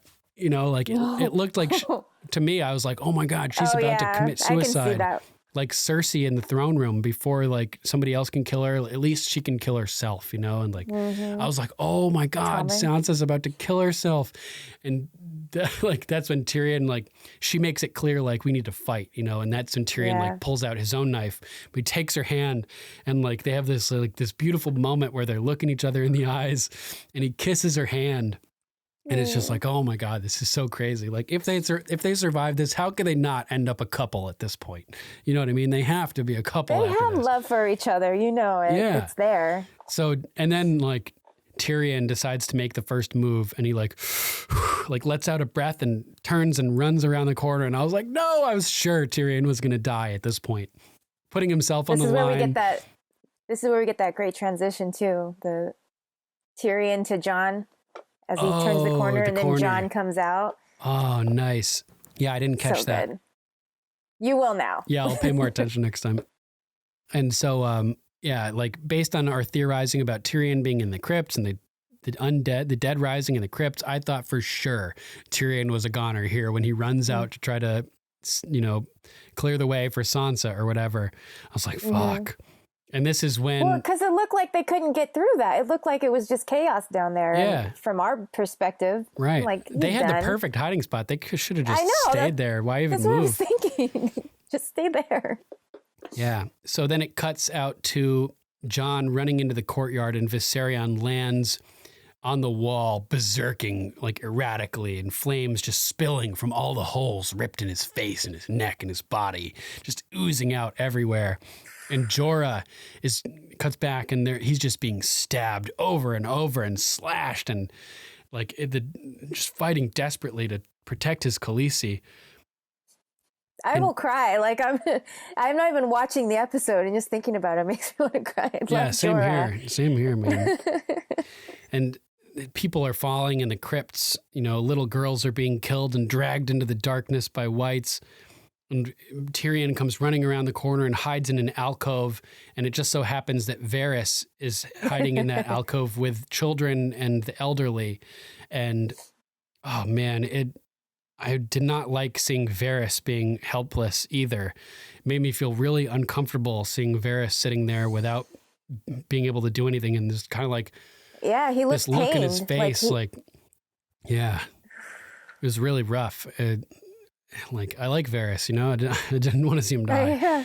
And this is when that music comes in that sounds like the alternate version of The Light of the Seven from that Sept of Baelor explosion episode. Piano and everything. And Jon is trying to get through the courtyard and being narrowly missed by the flames. Trying to go, looks like he's trying to go through or go like, trying to find all these different ways to get through. Just any way to get past Viserion. And the Night King is in the Godswood now as the music gets real dark and real dire. And the Night King and Theon is defending Bran and just, oh my God, just fighting like a champion, dude. Arrows, and I think at this point he's still got his arrows, but. Oh yeah, and then remember he reaches down and then Yeah. Oh, yeah. Yeah. He reaches for an arrow, realizes that there's none left, and starts using his bow. And then he gets a spear. And at this point, he has the spear, and he's just taking down all these guys. And like somebody's like a white's about to kill him from like over the top, and he like stabs up into him and kills him. Yeah. And all of a sudden, like there's nobody else that's attacking Theon. He's killed all of them, except he hasn't. Now they're just all standing in a circle surrounding Bran, just waiting because the Night King is here. And the music's all crazy, and the whites start separating, and you can see the Night King standing there in the distance, and he walks up and like sort of stops at the edge of the crowd. And this is when Bran wakes up, and the Night King pauses here, almost as if to let Bran and Theon address each other quickly before the battle ensues. And much as the Red Viper of Dorne paused and didn't finish off the mountain when he should have, the Night King pauses here and doesn't finish off Bran. And this pause, this hesitation, is what gives Arya the time to get here and to take him out. Mm-hmm. So the Night King, for some reason, didn't just walk right up to Bran and finish him, and left like it was like almost like a moment of chivalry. He was like studying him or something, because that's when he kind of cocks his head a little. He kind of is looking at him, and he kind of cocks his head a little tiny bit. And it's like he was studying him, or it's like they were making an agreement with each other, like this is how this is going to go down or something. I think that's after, because Theon's still alive where I'm talking about. Oh, that's right. So he's pausing, waiting. Yeah, because Theon hasn't gotten killed yet. Yeah. It's like Arthur Dane. There's famous stories where he's fighting the Smiling Knight or something, and he keeps breaking this guy's swords over and over, and pausing to let the fighter retrieve another sword to fight with, because it's the honorable thing to do. You don't want to kill your enemy when they're disarmed. You want it to be a fair fight. Like a knight will fight with chivalry. So the Night King pauses here and lets Bran and Theon talk to each other. And it was almost like a moment of chivalry from the Night King, where he's like observing this like tradition of respect among fighters, which was really interesting to me. And then Theon, this is the moment between Theon and Bran, right? Where Bran tells him, as if like he couldn't die happy enough with Bran's forgiveness. Now Bran like tells him, Theon, you're a good man. Thank you. And it's like, oh my God, like everything is leading to this moment. And Theon turns and nods at the Night King and gives the Night King, okay, it's time to fight. And that like chivalry, the Night King steps forward at that moment to fight. And what the fuck was Theon thinking here? Like, what could he have possibly thought was gonna he was gonna win with his little dragon glass spear, whatever it was. Maybe he could have won with the dragon glass spear, but he points it right at him, runs at him, and runs from however telegraphing the whole time, I'm going to thrust this at you. I'm going to thrust this at you. I'm going to thrust this at you. And all the Night King has to do is just parry it. And he just grabs it and snaps it with his hand, and then just brutally stabs right through Theon's gut. And just like, the metal pokes out of his armored backplate, and it's just like dripping blood, and just drops to the ground. And woof, Theon is probably a goner at this point. Terrible charging attack. And Bran is now defenseless. There is nobody between, There's nobody between Bran and the Night King right now. Nobody between the Night King and Bran, I should say, as the Night King slowly starts moving again towards Bran. Oh my God. Much like Hodor. Much like Hodor protected Bran for just long enough so that Mira could get him to Benjen. And that was Hodor's mission, just keeping him alive just that long. Theon protects Bran for just long enough so that Arya can swoop in to finish him off. Theon's mission is just to keep Bran alive just long enough for Arya to show up. So I thought that was like sort of poetic, how all these people are just like just keeping Bran alive long enough. Yeah. That's all it is. Everyone just had this purpose and everyone did it like to the T, the way they were supposed to. It's insane the way they wrote this. Totally. And so it cuts back to Jorah, who's on his knees.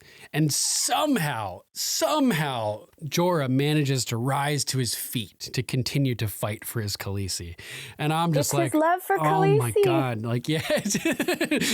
Powering him. Powered by love.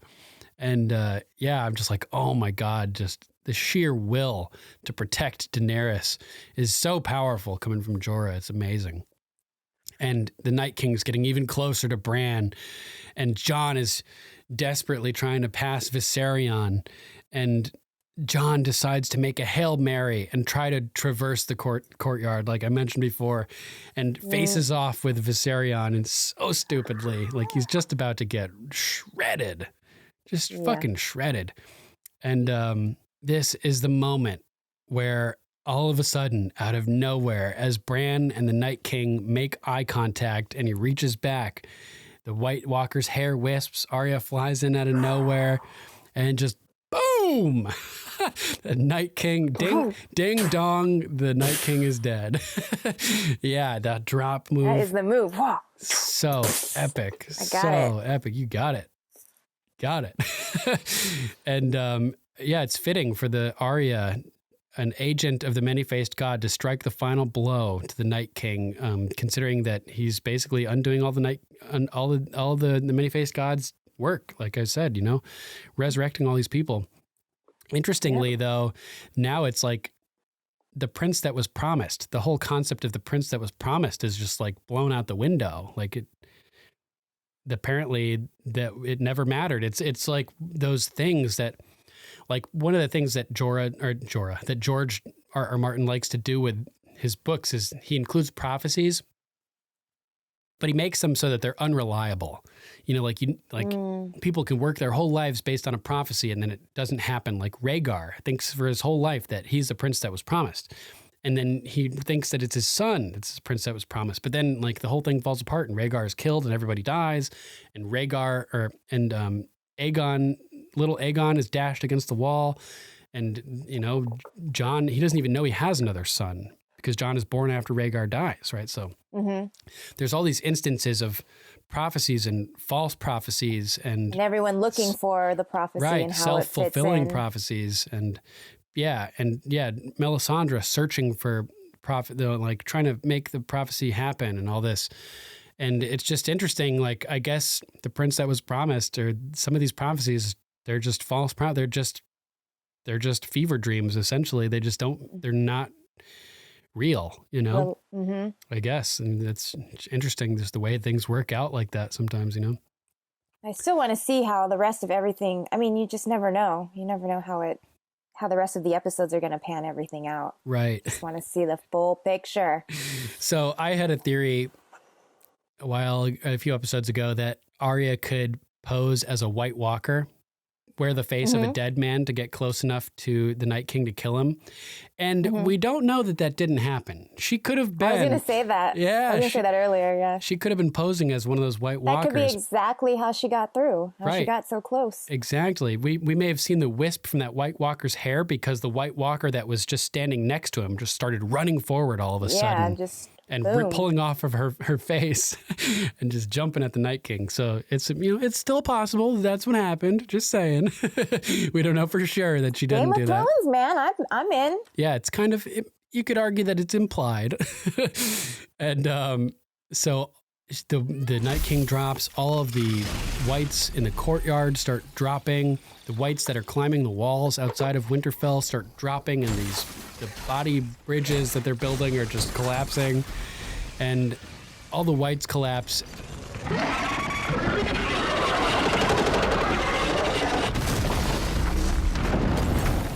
And now that Khaleesi is safe, Jorah collapses as well. And in true Game of Thrones fashion, he doesn't manage to even get out a simple I love you or Khaleesi or anything, just like Beric Dondarrion. Dany closes on him in tears, sobbing, and he dies before he can utter a single word, having completed his mission. I think in peace, you know. Kills me. And I then know, it's the so part sad. that kills me is Drogon when he comes Oh my down. God. Yeah, because Drogon, since the day Drogon was born, Jorah was a fixture in his life. He knew Jorah, you know, better than most people. So he sensed that, and he senses Dany and how destroyed she is. And so he's like, it's just so, the way they did that was beautiful, and it's destroying me right now. I know. Thinking about it. He lands and boom, and wraps his head around and kind of pulls his wing around, and it's like almost like hugging them without touching them, but protecting them from anything that could be around. And he like, his head like goes down, and you can tell that even Drogon is sad, you know? Yeah. It's so sad. So it's pretty poetic that the cat's paw dagger was originally assigned to kill Bran, but ends up coming full circle and saving his life with Arya. It's also poetic that he gave it to Arya when he was first reunited with her. Right away, in the Godswood, at this tree. And here it is, back with her to defend him at this tree when he needs it.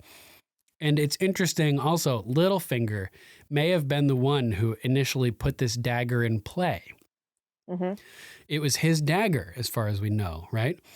So in a way, this victory would have been impossible without Littlefinger. Without fucking Littlefinger. Littlefinger saving the day from the grave by Peter fucking Baelish. Right? That's so funny. Like maybe the best thing he ever did was introducing this dagger to the to the play. Littlefinger being Littlefinger ended up saving the day. Like without Littlefinger, the Night King would have won. There would have not been chaos. No ladder. Yeah.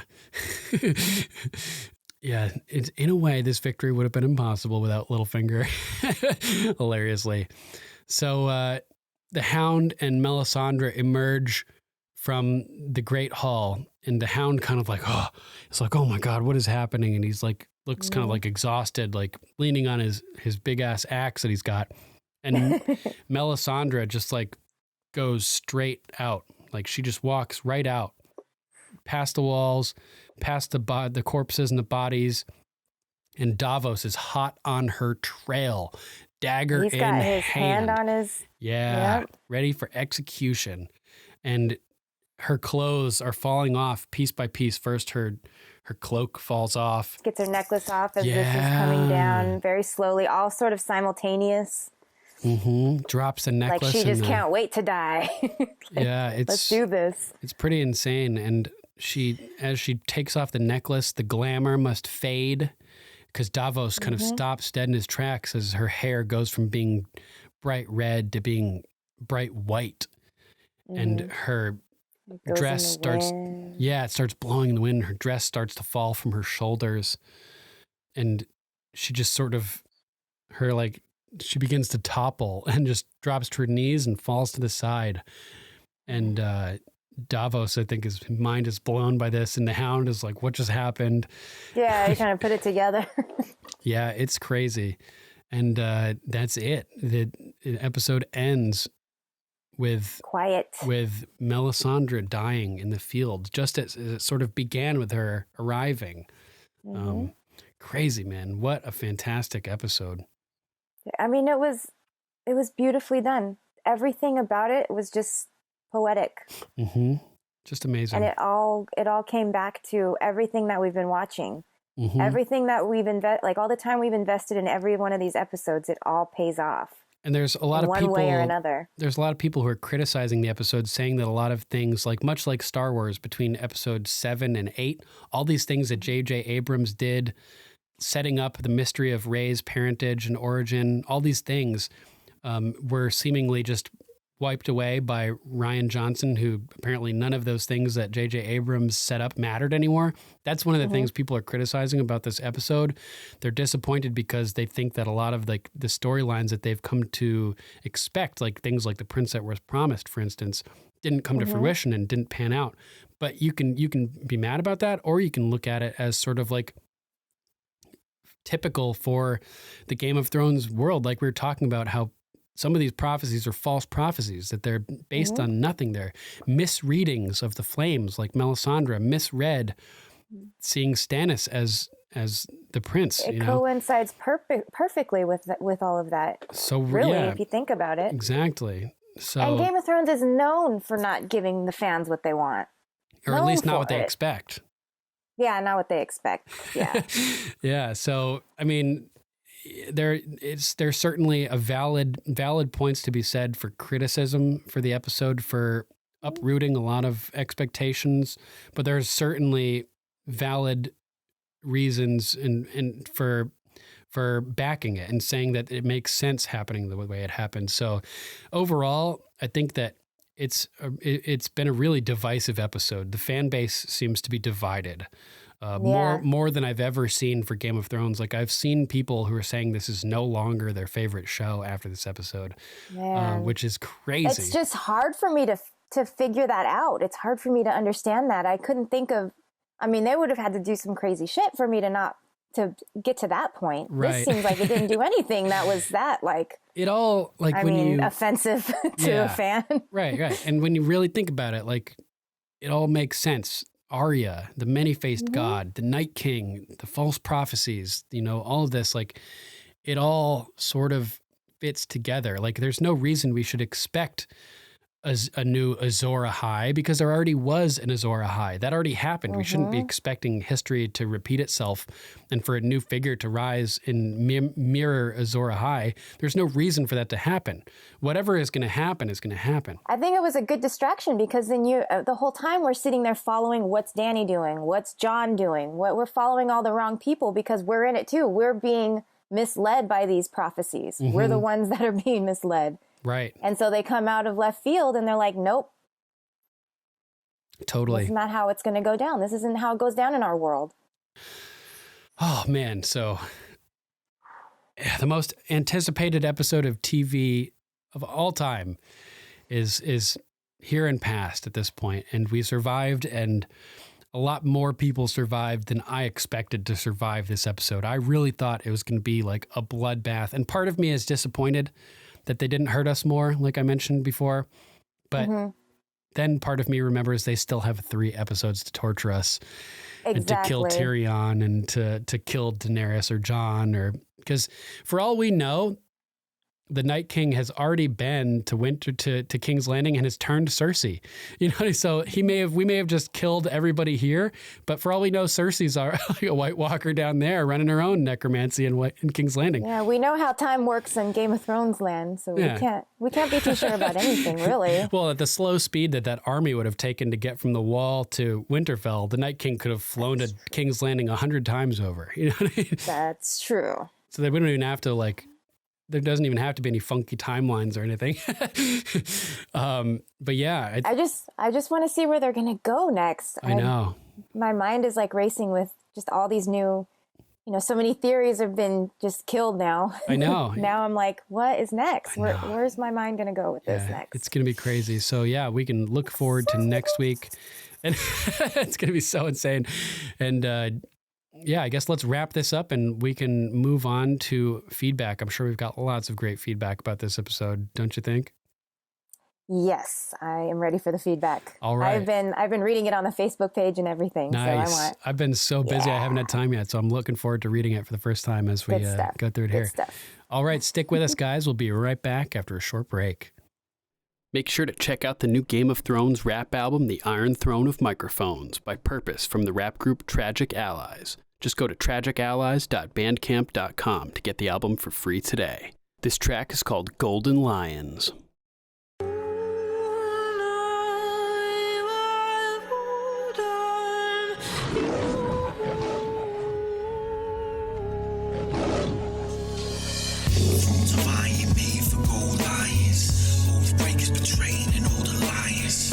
Slays and naysayers of tyrants, those who show defiance will die, remain silent. Thrones of iron made for gold lions, oath breakers betraying an old alliance. King slayers and naysayers of tyrants, those who show defiance will die and remain silent. Time to bend the knees. Swear allegiance to the crown. The reason for this vow means your breathing is allowed. The treasonous are found. We never let up on a fight. Kill your family just for spite and put the heads up on a spike. It's like whoever is in us considered enemies. Our dynasty and legacy will reign throughout the centuries. Remember me, the greatest threat. You hate it but respect. A Lannister is blessed and always known to pay his debts. From Wardens of the West to us resting in the Red Keep. King of all the Andals and the first men who bled deep. Protector of the realm, even winning in defeat. A lion ain't concerned with the opinions of the sheep. We'll cut apart your manhood and feed it to the goats. And push you out a window just to keep a secret cloak. The things we do for love when defending one of ours is hard when a Lannister is sending his regards. Thrones of iron made for gold lions. Oath breakers betraying and old alliance. King slayers and naysayers of tyrants. Those who show defiance will die and remain silent. Thrones of iron made for gold lions. Oath breakers betraying an old alliance. King slayers and naysayers of tyrants. Those who show defiance will die and remain silent. Now the range we always saw with no one there to hear. Yes, now the range we always saw and not a soul to hear. Cast on you, cast on you, cast on you, cast on you.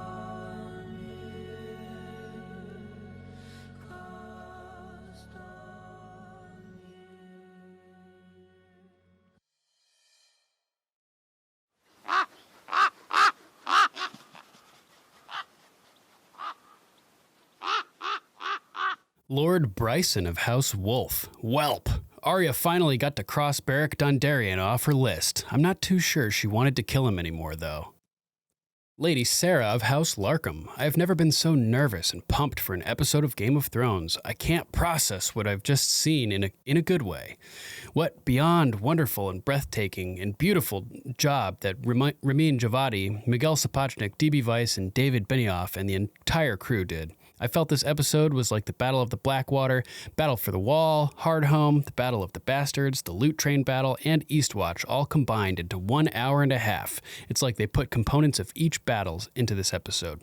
Loved Sansa and Tyrion acting like a married couple down in the crypts. It was so sad when Jorah fell and Daenerys was sobbing, heartbreaking. Theon sacrificing himself for Bran was perfect, and also really sad. I felt Theon redeemed himself for me when he saved Sansa from Ramsay. I was genuinely shocked when Arya stabbed the Night King. Lyanna going out like Lady OG was awesome, with a head injury nevertheless, was totally like Lyanna Mormont. Lady Alyssa of House Ingusan. I actually thought Arya was going to die at that moment, and I'm glad I was wrong. I think that was everyone's reaction. Like, everyone was like, no! Oh! like, oh, yes! I had my reaction video, and mine was like that. I was like, oh, no! Wait, yeah! Like, totally pumped.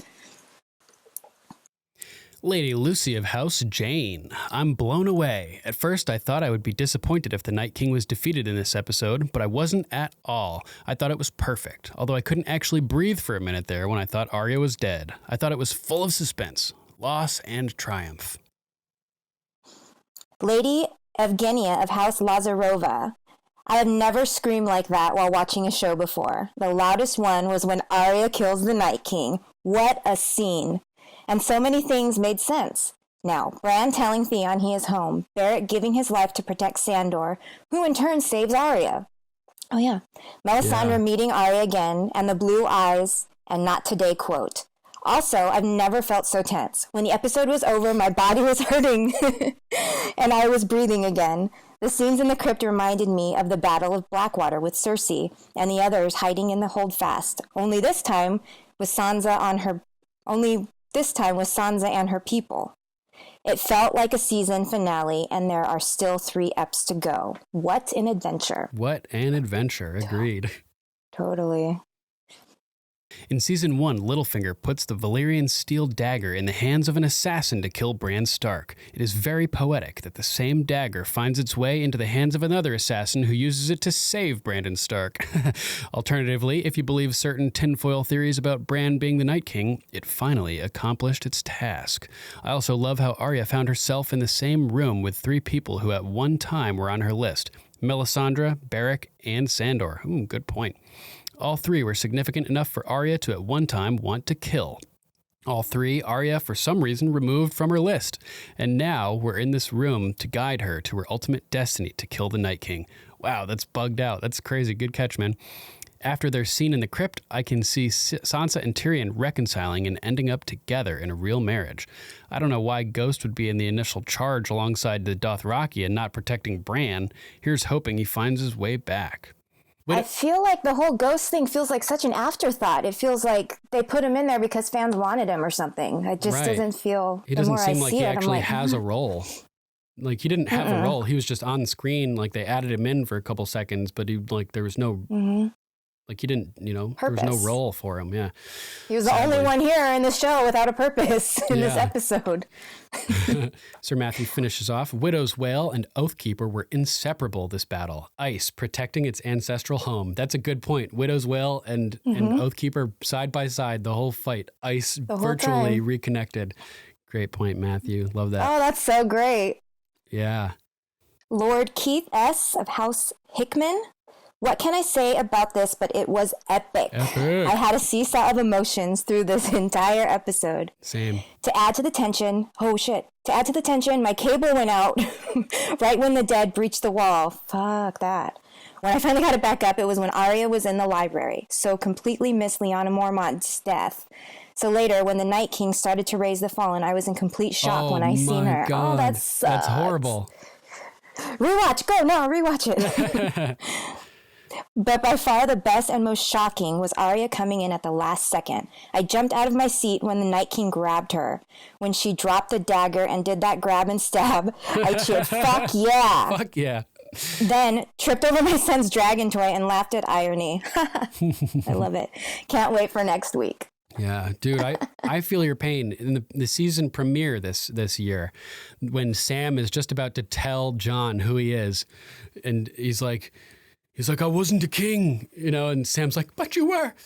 You always were. My cable cut out right at that moment. The first episode. I was like, what the fuck? And, like, the cable box had to reboot and do all this stuff, and it was nuts. It was nuts. Oh man, that makes my heart just pound thinking about it. I'd be legit pissed. Yeah, totally. He also posted a GIF of Maisie Williams holding a crown, up to her head, all goofy. All cute. Yeah. Lord Brandon of House Ushry Hill. Now it makes you want to go back and listen to all of Mel's prophecies. And can she see past her death or only up till she dies? Ooh, that's an interesting question. Good question. Very interesting. It's going to be a good rewatch with the whole thing. Yeah. Oh man. I can't wait to rewatch it with the end, with the knowing and being able to see it with the eyes of knowledge. Yeah. Knowing the end game. Totally. Yep. Lady Claire of House Johnson. There was just so much I don't know where to start. I never saw Arya coming. I always thought it would be Jon. I think the Night King thought so too and put Viserion between Jon and the Godswood as a defensive move. He thought he had it covered, but he didn't count on a small young woman. Neither did that giant. It was there all along in Arya's journey. We always thought it was odd that Jaqen H'ghar found himself in the Black Cells back in Season 2. He knew. He was there for Arya to lead her to the House of Black and White for training. Damn. In Gurm's classic riff on The Lord of the Rings... I don't know why I couldn't get that right. On The Lord of the Rings, we now move to the Scouring of the Shire, where Cersei, Saruman, yeah, was holed up in the Red Keep. Many of our faves survived the long night, but they are now in more danger than ever. I'm scared. I'm scared. I'm scared. Right. P.S. I'm not so sure the Night King or an equivalent is gone forever. Dun, dun, dun. Lord Steve. That is my new favorite word. I'm a skeered. A skeered, yeah. I love it. I'm using that forever now. Lord Steve of House Aldorfer. What's up, Steve? Jan Royce? I think not. I don't get it. I can't think. Oh, I don't get it. Send me an explanation, Steve. I really want to know what you're talking about here. I think not. Oh, that's what Jan says when Baelish asks him to take him back to the Eyrie. Huh. Lord Pete of House Clark. My TV's dark and full of terrors. Good one. Very dark and all kinds of terrors. Lady Kira of House Bergberg. I thought it was pretty amazing and well crafted, and watching the special about it on HBO made it even better. I agree. Loved how they explained that they purposefully made the episode in 3 acts and 3 different genres. Suspense for the first part with the Dothraki and all of that. Horror for Arya in the maze and the creeping, lurking zombies. And then action for the end and like the big battle sequences with the Night King and everything like that. That really put it into context for me. Very well crafted. I agree, Lady Kira. Very well crafted. Indeed. Amazingly done. Lady Trogdor of House Burninator. I'd hate to be the Debbie Downer. I enjoyed the episode, but it just doesn't seem right. I'm pumped for the next ones, though. Sorry you're feeling it. It doesn't just doesn't seem right. That's not a fun feeling to have. Trogdor. I think everyone was. I think everyone was pretty divided on this one. It's like pretty evenly in 3 places. Like loved it, hated it, or just don't really know how to feel about it. That's just from what I've seen on the internet. And I can understand the views of everybody. You know, everybody has valid points, I think. Yeah. Oh, yeah, for sure. Yeah, totally. Lady Kelsey of House Carlson, no one can kill the Night King, and now it all makes sense. That dropping of the blade sequence felt like it lasted half of the episode. I found Melisandre's talk with Arya and subsequent death absolutely beautiful. The animation on that was breathtaking. The thought of a life well lived, a purpose completed, was so bittersweet. I thought there would be more major character deaths. I guess they needed some people to kill for the next few episodes. Love your show. Thanks, Lady Kelsey. It's good to hear from you. We are so morbid with these deaths. Yeah. We just didn't get enough death. It feels weird to have wanted our people to die so bad. I know. It's really weird. Lady Lori of House Perkins. It was incredibly intense. I reminded myself to breathe over and over again because I didn't in the loot train battle and almost passed out. Yeah, me too. The filming was beautiful along with the score, even if it was hard to see at times. House Mormont might be gone, but they both went out heroically. R.I.P. the entire Dothraki horde. Oh my God. Seriously. Faux show. Melisandre was the MVP of this episode. She used the fire to help the battle and gave Arya the nudge she needed to serve her purpose. The Arya library scene was freaky as hell. I too got some very genuine Jurassic Park vibes. I actually love that Arya killed the Night King, as she is the best assassin on the show, the only one capable of sneaking up on him and catching him off guard. Yeah. It's true, because remember when they were escaping Harrenhal and Jaqen was pulling off these seemingly impossible kills to like pinning up the guards on their own spears to make it look like they were still standing and like doing it all unseen and all unheard. It's like these super stealth skills of the Faceless Men were critical in this, for sure. Jon couldn't get past Viserion, but somehow Arya did, you know? Where was I? I cried when Tyrion and Sansa were in the crypt, when Dany said goodbye to Jorah, and when Drogon was being attached. The feels. It makes me want to cry right now when I think about that. That part got me, like, more than anything when he cradles them. Oh, yeah. I hope we get more answers, because that was the big letdown for me. I need more information about the Night King. Bran's purpose. What did the spirals mean, and why now? I assume we will get those answers in another episode or in the prequel, but it did leave me feeling empty. I can get that. Yeah. Overall, it was great. I definitely need to watch it again before I can give it a fair rating. On to Cersei. If Jaime doesn't kill her, I'm going to lose my mind. Strangle the bitch. Strangle the bitch. Keep up the good work, guys. Love y'all to death. Love you too, Lady Lori. Thanks for writing in. Yeah. Lord Jamo of House Maxwell. There goes my theory that Jorah would eventually become the Queenslayer by having to kill an increasingly irrational Daenerys. What an episode. That would have been crazy. Epic is the only way to describe it. Loved Lyanna taking One's remaining eye. Oh, maybe it was One. I don't know. That makes sense now that I think about it. Yeah. Arya using the little dagger drop she showcased against Brienne. The White Walker's hair flickering as Arya must have been sneaking past, but nothing could top Arya telling Sansa to stick him with the pointy end. The ladies ruled this episode. Sure did. Very true. Lady Kathy of House Bridges. Freaking amazing. I was on the edge of my seat, shouting and pumping my fist. Loved when the Dothraki blades lit up. The smirk and swagger of the Night King when he thought Jon was beat. And Arya! Arya! Lady Alicia of House Stout. Seriously, the first 10 minutes, I just wanted to jump out of my seat. The suspense was a killer. Loved the episode, although it was a bit dark. So many great scenes that I didn't see coming. It will be fixed on Blu-ray. It was HBO's streaming compression that made it extra dark, just so you know. I totally still want to see a reunion between Sansa and the Hound. Yeah, me too. Looking forward to that. I totally called it when Melisandre took off her necklace to die. I picked up the theme of purposes being fulfilled. Arya, Beric, the Dagger, the Night King, and Melisandre, to name a few. Ooh, good pickup on that. Their story had come full circle, and now their watch has ended. It's sad that the Mormont house has been wiped out along with all the Dothraki. Lyanna was a badass to the end. Man, what a scene. All the swords lit up, charging toward the dead army, and little by little, the lights going all dark. Creepy. The whole episode had me on the edge of my seat. I know some people are disappointed about the number of deaths, but just remember, we have another battle to go, and there will be blood. Oh yeah, for sure. There will be blood.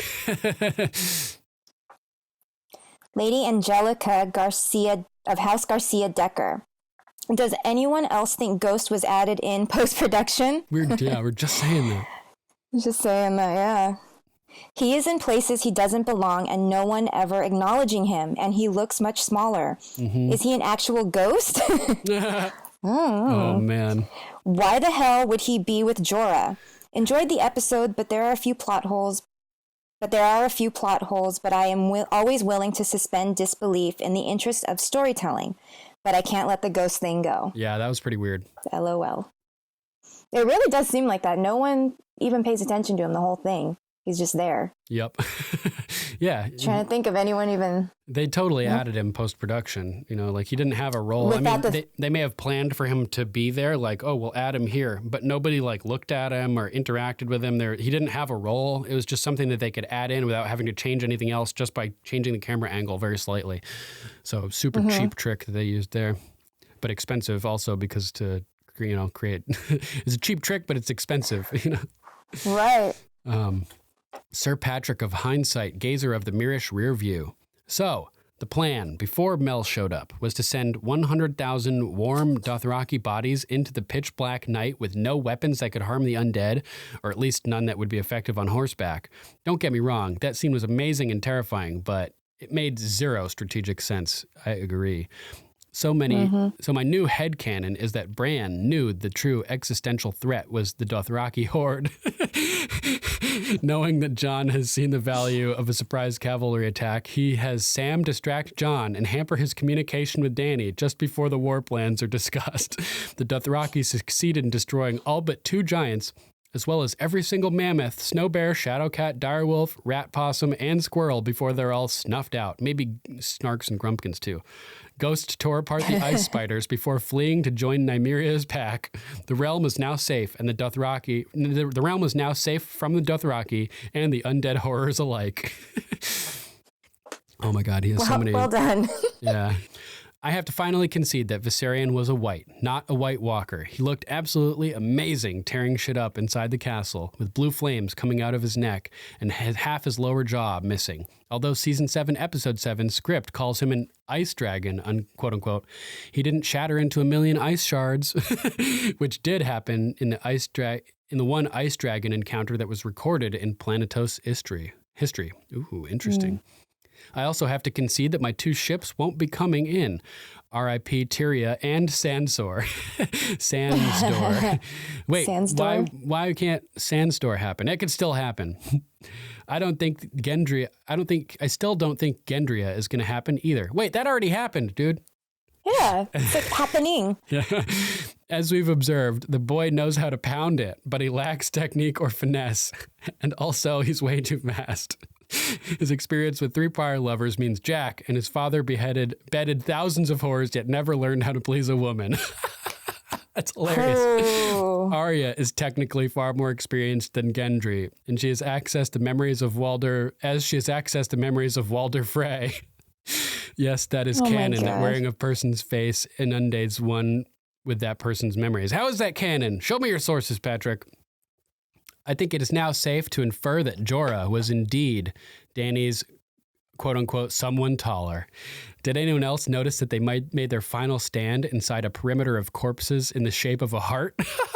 I didn't notice that. What? Jorah died the best possible death for that character, protecting his queen. I'm glad that his final image of her was heroic and triumphant. What a romantic badass. Agreed. If Bran turns out to be the Night King, then the cat's paw dagger finally found its mark. That's a good one, too. Theon gets the ultimate validation before death. You're a good man. Not only is his morality validated, but also his manhood. Definitely. Anyone else? Anyone catch the Evil Dead reference that Mel dropped? Dead by Dawn. Didn't catch it. Did anyone else laugh out loud when the giant smacked Lyanna aside? I did, but I was also like I did. shocked, like kind of a mixture of like a gasp and a laugh or something. Arya turns out to be the prince that was promised, as if we needed more evidence that Jaqen H'ghar is secretly Rhaegar. Thanks, Sir Patrick. Always good to hear from you. Lady Mary Patricia of House Diarigo. Arya, where'd she come from? Boom. Awesome. Dothraki flames of life flickering out one by one, chilling. Totally. The Unsullied being trampled by the horde of undead. Creepy. Speaking of creeping, Arya sneaking around the library. I thought for sure we were going to see Lady Stoneheart or maybe Hodor or even Stannis as a white. Damn. That was my initial thought, that the guy that was creeping around, the white that was creeping around, was going to be someone that she knew. Yeah. Or someone she recognized. That would have been I really so thought cool. that's where they were going. Yeah, they missed the opportunity for that. Hodor would have been amazing. Like, just rip my heart out. Little Lady Lyanna, epic. Zombie Little Lady Lyanna, sad. Still kind of epic, though. Yeah. I wonder how many people little undead Lady Lyanna killed. I don't know. I don't think she was undead for too long. True. But still, she's Lady Lyanna Mormont, you know? She could have killed most of the the remaining Unsullied or something. Truth. She's got some spit in her. Help us, Arya. You're our only hope. A good Star Wars reference. Yeah. Turns out the crypts of Winterfell were not the safest place to be. Why didn't they have dragonglass weapons? Seriously. Love the Sansa-Tyrion team back together again. Maybe Sansa can be Tyrion's muse to get his brain back. Do you think Cersei is going to try to kill Brienne? And that's what's going to spur Jaime to kill Cersei? Huh. Ooh. My husband's that would be theory. Interesting. That would be crazy. That would be interesting. Like, he almost has to choose. Yeah. Like That's crazy. One girl attacks his new girl and he's like, ah! Damn. Keep up the great coverage, guys. Thanks for writing. Lord Stephen of House Kerndal. Poor writing, full of ex machinas, bad battle tactics, horrible lighting effects, stupid decisions by characters, inconsistency on how whites even work. But Arya and Lyanna's moments were cool. 6 out of 10.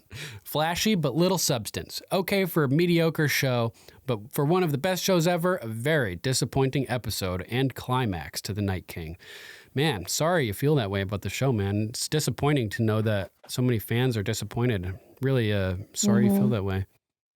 Sucks. I hope it redeems itself in the next 3 episodes for everyone who is so upset. Yeah, exactly. I agree. Lady Steph K of House Cooper. Hey, Coopers. Where did Bran warg for half the episode? Good question. Oh, that's the $1 million question. I know. So funny. Lord Anthony of House Coolam.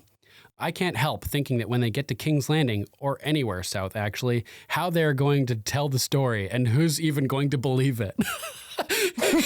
They're going to like bring the Night King corpse. Oh, there is no Night King corpse. He's gone. There's no. A glass of water? Maybe they could drag down like the pieces of that giant body or something and be like, how do you explain this if none of it happened? Yeah, they're going to go down there and be like, all this stuff happened. And Cersei's going to be like, see, I told you none of it was real. You can't prove to me that this ever happened. Cersei's the worst. Yeah, totally. Lord Ty of House Gorman. So much badassery. Aside from the Hound, who was quivering like a bitch-made motherfucker. Bitch-made motherfucker. My favorite sound clip. Insert here. Everyone else was giving it their all. A few probing questions, then I'm cutting myself off because I could analyze this episode forever. Jon at the end confronts the undead Viserion head-on. Do you think he was embracing his Targaryen blood, hoping he couldn't be burned, or was he giving up? Damn. Giving up is not like him. And Arya with the knife drop. Is she this skilled of a warrior because of her faceless man training? I think so. I don't know. If so, I would say giving up is not outside of his character. Sansa had to continue to keep, make him keep fighting for the North. He quit the Night's Watch and was just done with everything. Had like given up basically until Sansa convinced him to keep fighting. So it's possible that he was giving up. It seems to me the way that he was like barreling in, like he was going to make some kind of big move or something. Like to me, it looked like he was going to just fucking go for it. Like dart out or something, because he was just like, ah, like he was getting ready to pump himself up. It wasn't like a that's how I took it. Yeah, it wasn't like an "I've given up" yell. It was like a battle yell, So hopefully he wasn't giving up. Like I think he was pumping himself up to fucking make some kind of move, like just run for it or just say fuck, I die or I don't. Boom. Yeah. Or else he could have just pussied out and been like, I'm done. Like I'm done with this. Totally. And Arya with the knife drop. Is she this skilled of a warrior because of her faceless man training? If so, how in the world was Jaqen H'ghar ever captured to begin with when they met? Maybe he was letting himself get taken to the wall to take out the Night King himself? Oh. I wonder if we've seen all Arya has to offer or if she has more faceless man heroics in store for us. Thanks. Addictively good podcast. Ooh, addictively good. Glad you like it. Lord Ty. Oh, I also wanted to add that I think Sansa calling all the people in the crypt useless will be her undoing. You're the Lady of the North, and you're saying that to your people. Meanwhile, Dany is out risking it all to fight the undead. Now that everyone has seen that and how Sansa responded, Dany will win the hearts of Northerners. The North will remember what she did for them. Damn. Yeah, that's a very interesting perspective. What do you think? Well, and Dany's never had really like battle experience or anything either, and she is still out there, so it can't really be like, well, Sansa doesn't know how to fight. Right. Yeah, Dany's never fought yet. She's out there riding a dragon. Sansa's doing nothing down in the crypt, and Dany's out there putting it all on the line to protect Sansa. Like, god damn. Yeah, good point. Basically just telling all the Northerners that they're useless. Yeah. Yeah, it's all the girls down there. Thanks for writing, Lord Ty. Always good to hear from you, brother. Lady Amanda of House Massey. What an episode. The suspense, the battle, the tsunami of whites. I really don't know how anyone in the front lines survived that. But wow, was that an epic fucking episode or what? Yeah, I don't know how anyone up in the front lines would have survived either. I was just thinking everybody was getting wiped out. I was literally in the fetal position for 3/4 of the episode. So many things that made me hype. The slow-mo of everyone pre-battle, when Melisandre set the Dothraki Eryx on fire, when Daenerys Dracarys the Night King, when Jorah came through to save Daenerys. Rip Jorah. When Theon came through to save Bran, I still had my doubts Reek was gonna make an appearance. Ooh, that would have been so fucked up if Reek made an appearance. Oh my Cowered gosh. at the Night King, and that would have sucked. I'm glad that he didn't. When Arya killed the Night King, hashtag knife drop. Credit to Lord Ty of House Gorman on that hashtag. Good timing, since we just read his comment. Yeah, I was going to say, we just learned that. The fact that we didn't lose everyone but Cersei in the battle. Pretty much the whole episode. One thing I am still left wondering is what the hell happened with the Dothraki? I wish I knew a little bit more of the battle plan since I was left a bit confused by the charge and retreat technique they went with, especially since they didn't seem to have dragonglass Erics. Also, Sir Duncan, your mugs are the best. Can't wait for this podcast. You guys are awesome. Thank you. And today I'm drinking from the Zyrtec mug with a nose built onto it. So if you're drinking hot water or hot tea or coffee or something, condensation forms inside the nose and it starts dripping like a runny nose. Yummy. For Zyrtec allergy stuff. Thank you so much for writing, Lady Amanda. Lady Sarah of House Hargett. Go Sarah. Sarah's with an H. Yeah, and she made it this time. Last week, her feedback was just a little too late and I couldn't get it in. So I'm glad she made it this time. I'm making sure that my Raven is on time this time. Yeah, there you go. Since sleeping after this episode is no longer going to happen. I want to say a big thank you to you both. My husband is not caught up yet, and my boss has made a no Game of Thrones talk rule. Oh, man. I need someone... That's like the worst. I need someone to talk about episodes when they happen. You have saved me so much money on therapy. Well, you're welcome. That's what we're here for. Yes. This episode was heart-pumping the whole way through. Never a break from action. I'm sure I stopped breathing in the library with Arya. I am with you on that one. I love that scene. I love the subtle moments and Tyrion and Sansa in the crypts. And Tyrion and Sansa in the crypts were golden. Did anyone get a cold chill from Missy down there? I get it. She's a stranger in a strange land, but don't be rude to your host. Miss Andy? Miss Anda, yeah. But, I mean... Oh, girl. Was she really rude, though? Or was she more like, you're being a bitch? You know what I mean? Like... I think she was just like, hey, let's take it down a notch. Yeah. Yeah. I don't know. I guess the way she said it was kind of like, no. Yeah, she was, a little bit rude about it, but Sansa was being rude as well. So Sansa was freaking people out. Yeah. In the first 10 minutes when we saw the horse riding up and we saw Melisandre, I said, oh, this one's going to be interesting. As usual, it did not disappoint. I have a few questions and I would appreciate some closure, or as much as possible with this show. One, what in the biscuits was Bran doing this whole time? Biscuits! What biscuits? 2, do you think someone died that we didn't see on screen? Maybe. 3, why does Varys have so few moments in these last few episodes? Ooh, he's going to be important coming up. That's why. That's what I think. And lastly, 4, with the Night King dead and the Army of the Dead finished, what is Jon's goal now? I don't think he wants the throne. He just wants Dany. But will she want him now? Moment of silence for the mayor of the friend zone. We will never see his like again. Thank you again, and I leave you with this. Who is going to clean up all the dead bodies everywhere? The logistics are baffling. Valar Dohaeris, all men must serve. Right, yeah, they thought there was a lot of bodies after the Battle of the Bastards. They had no idea. Or first, all the bodies from Stannis' fight against the Boltons that left the Winterfell littered with corpses. And then there's all the bodies from the Battle of the Bastards that left Winterfell littered with corpses, interior and outside the walls. Now there's this, where there's just bodies just everywhere. Woo! Winterfell must have a plan in place, a system in place by now for all this. Totally. They're like, okay, let's... Yep. Lady Annika from real Westeros.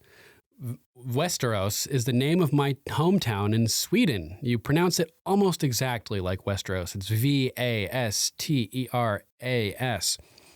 It's an honor to live here right now. Can't wait for the next episode. I'm so excited. I have to crawl up from bed at 3 a.m. when the episode airs in Sweden.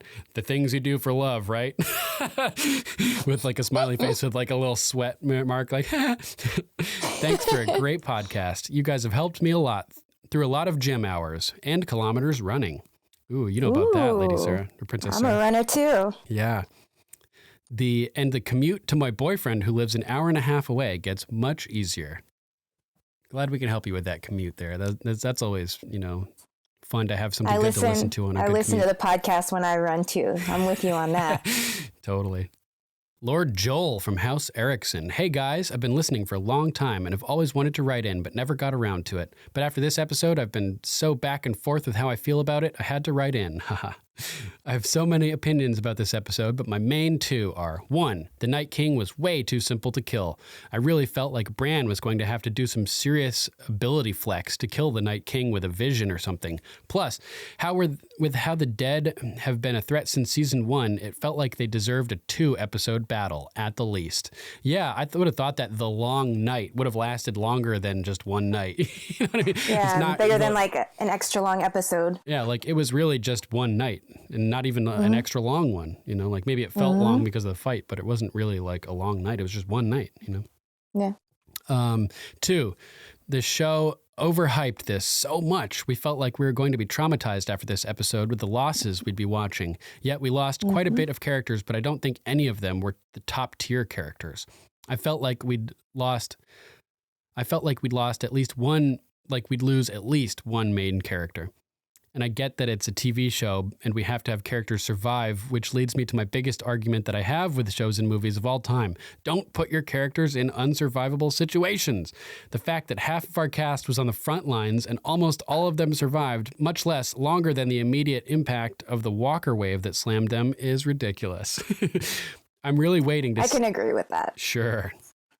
I'm really waiting to see how these final 3 episodes play out, but I feel they let us down the way they did. But if they let us down the way they did this episode, I'm worried with how they're going to finish this amazing show.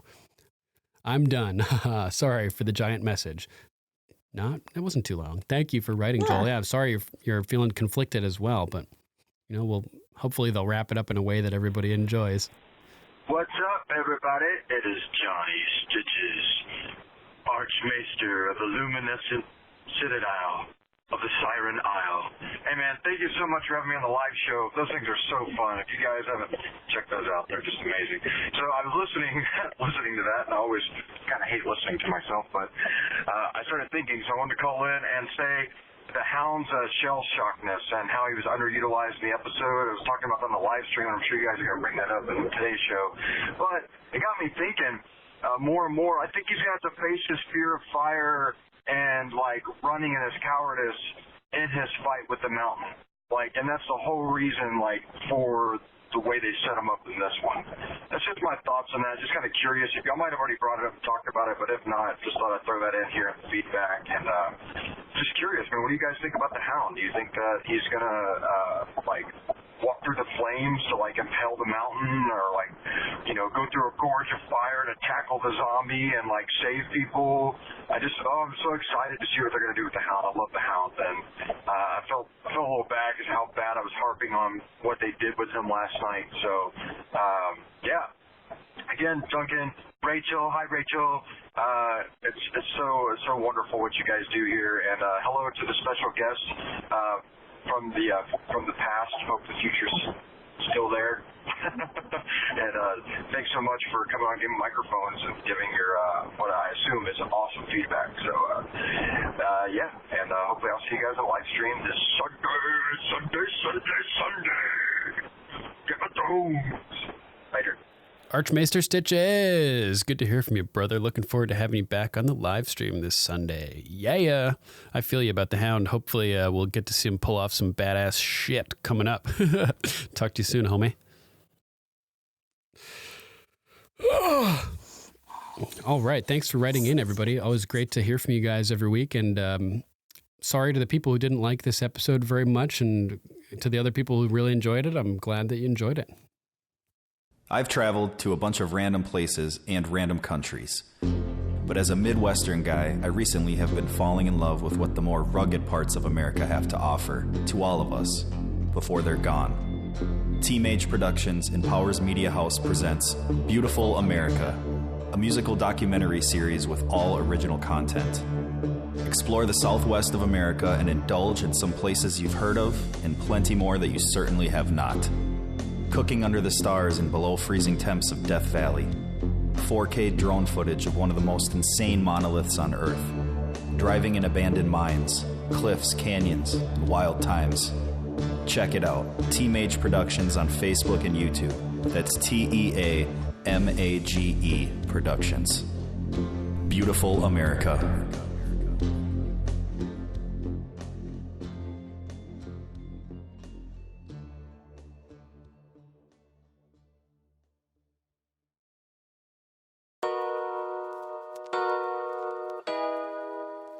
All right, that's our show, episode 114. Thanks for listening, everybody, and a big thanks to Princess Sarah of House Von Daltron for joining us today.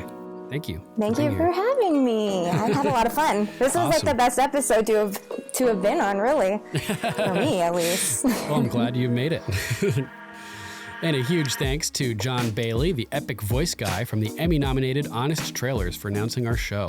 If you'd like to donate or subscribe to support us, you can go to paypal.me/GOMPodcast or patreon.com/GOMPodcast to donate an amount of your choosing.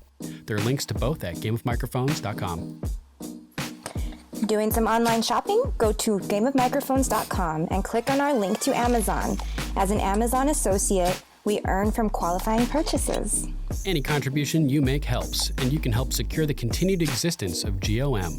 We'd like to thank our patrons, Sir Matthew of House Repp, Lady Lucy of House Roberts, Lady Candace of House Tews, Lady Teri of House Theodore, Lord Jeff of House Allen, Sirenicide, Lord John of House Grilz, Luke the Low Duke, Lord Jeremiah of House Carpenter, Tarot Spirit, and Lord Bryson of House Wolf.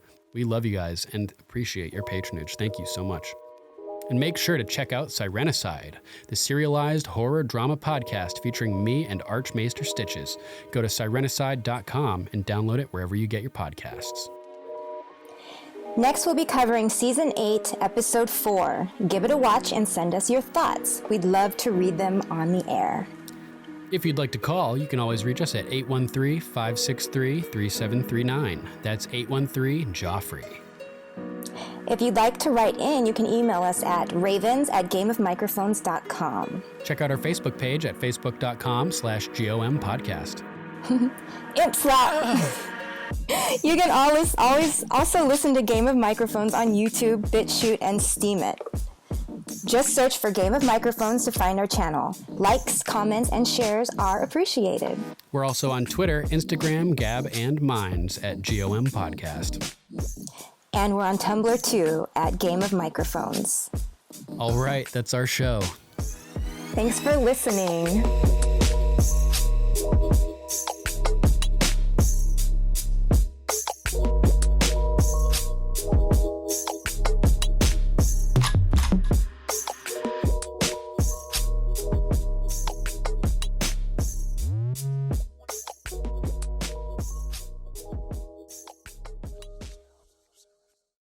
Valar Morghulis. Valar Dohaeris.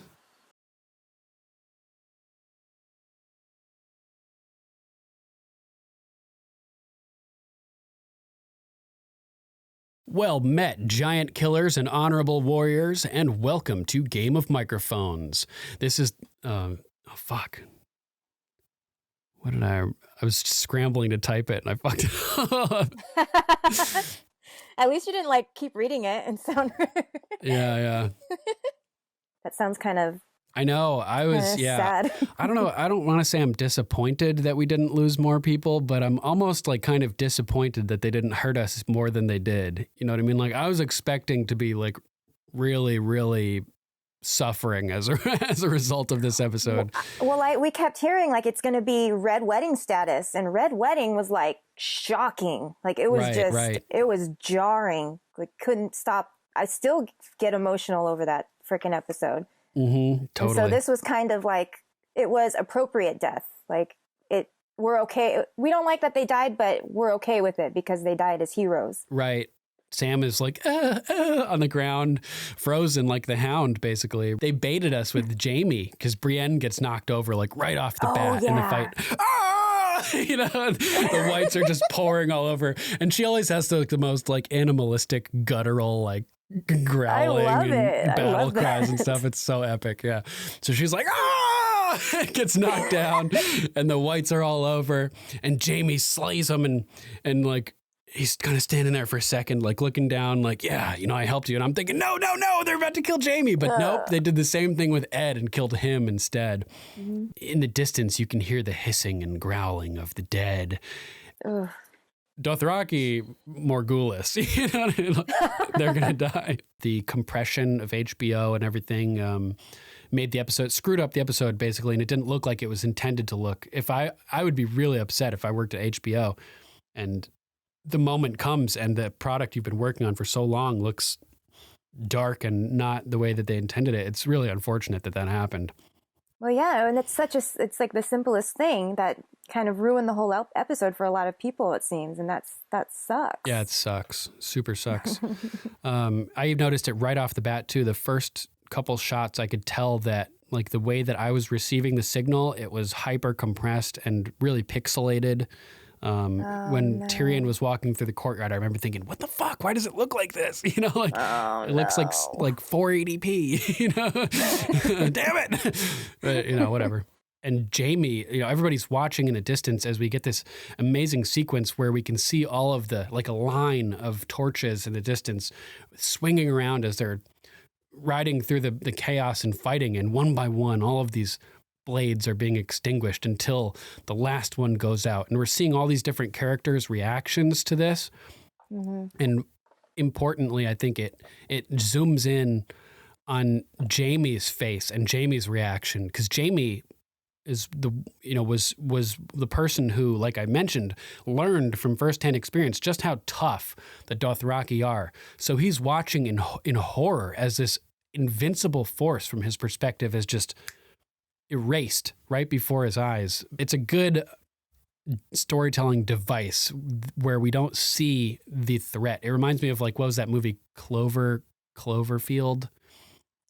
Oh, I've never seen that, but is that it's like the fog or something? Or what there's is like it? Some alien creature or something, and like, but you only get like a little glimpse of like its leg, or, you know, like every once in a while, like, you know. So your imagination can be scarier than what might actually be there. Exactly. And that's what's happening here. Like, I'm imagining ice spiders and all kinds of crazy shit that they couldn't afford, apparently. You want your ice spiders. It was an ice spider, okay?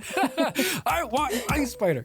It was an ice spider. It's just super sad. Like, those were her blood riders. Remember that moment she had sitting on Drogon where she's like, you know, traditionally a cow will choose 3 blood riders. I choose you all. And they're all like super pumped. They all just got fucking murdered.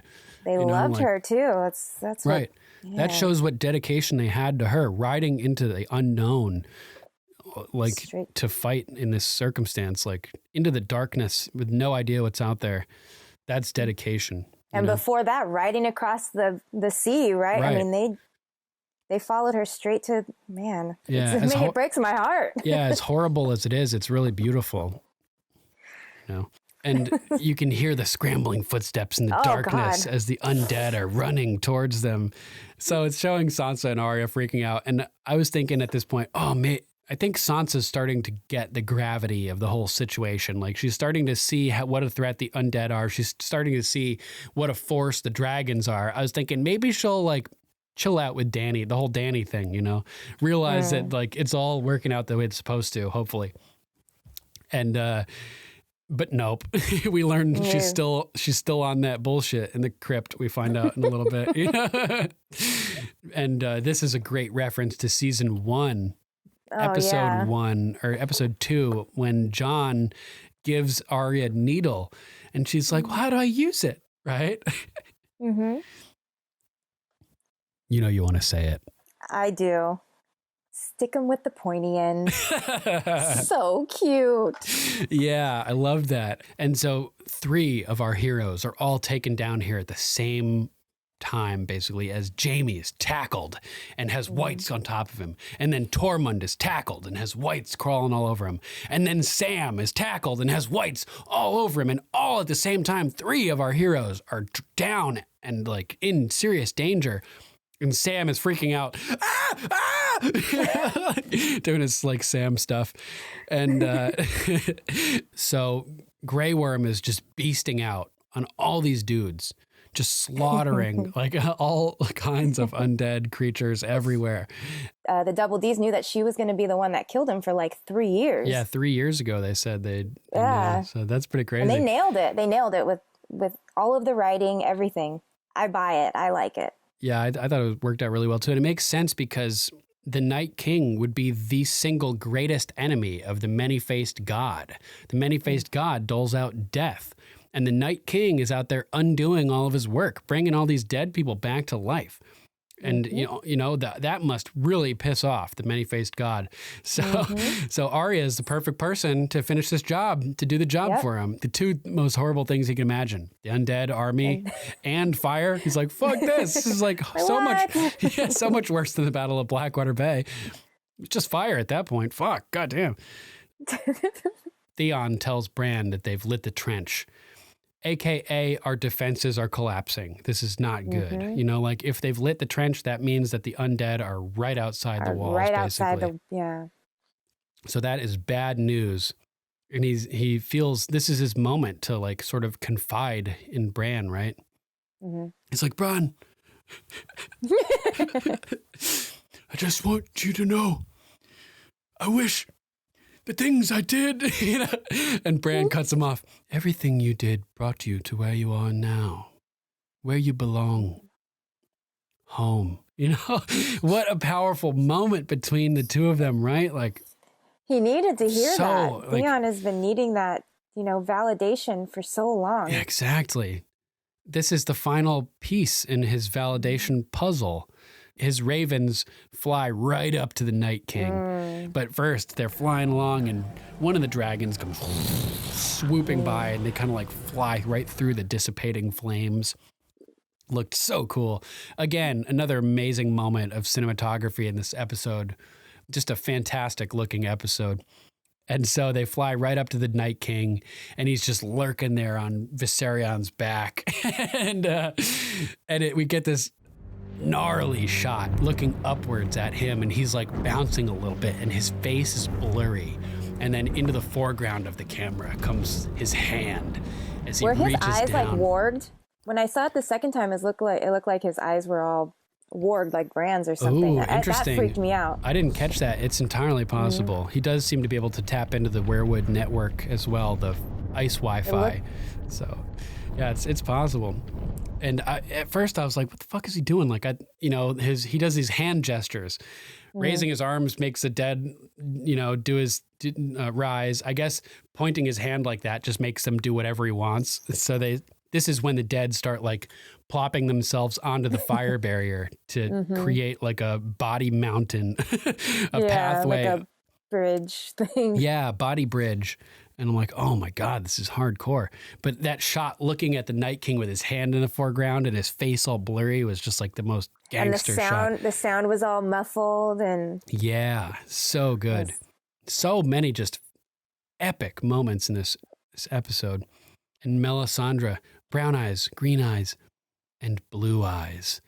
And blue eyes, and... Arya's thinking, and we know that the Whites have blue eyes, and that the White Walkers have blue eyes, and that the Night King has blue eyes. And man, that she'd shut many eyes. She has the opportunity to shut many blue eyes here. All the eyes. All the blue eyes, except Tormund. Yeah, exactly. I've always had blue eyes. I've always had blue eyes. And Jon, he would have said, will your people fight for you when they see you won't fight for them? But in this case, yeah, they will, because they're powered by necromancy. So the Night King just walks off and they keep fighting. Yeah, my heart shatters as Jon sees Sam, but has to leave him to go for Bran. I couldn't believe it. I was like yelling at my TV, like, you have to save Sam. You can't leave Sam, freaking out. fight. And what the fuck was Theon thinking here? Like, what could he have possibly thought was gonna he was gonna win with his little dragon glass? Well, I mean, spear, whatever it was. Maybe he could have won with the dragon glass spear, but he points it right at him, runs at him, and runs from however telegraphing the whole time. I'm gonna thrust this at you. I'm gonna thrust this at you. I'm gonna thrust this at and all the Night King has to do is just parry it, and he just grabs it and snaps it with his hand, and then just brutally stabs right through Theon's gut. And just the metal pokes out of his armored back plate and it's just dripping blood and just drops to the ground. And woof, it's pretty poetic that the cat's paw dagger was originally assigned to kill Bran, but ends up coming full circle and saving his life with Arya. It's also poetic that he gave it to Arya when he was first reunited with her. Right away, in the Godswood, at this tree. And here it is, back with her to defend him at this tree when he needs it. And it's interesting also, Littlefinger may have been the one who initially put this dagger in play. It was his dagger, as far as we know, right? So, in a way, this victory would have been impossible without Littlefinger. That fucking Littlefinger. Littlefinger saving the day from the grave. By Peter fucking Baelish. Right? That was so funny. Maybe the best thing he ever did was introducing this dagger to the to the play. Littlefinger being Littlefinger ended up saving the day. Without Littlefinger, the Night King would have won. There would have not been chaos. No ladder. Yeah. Valar Morghulis. Valar Dohaeris. Valar Dohaeris.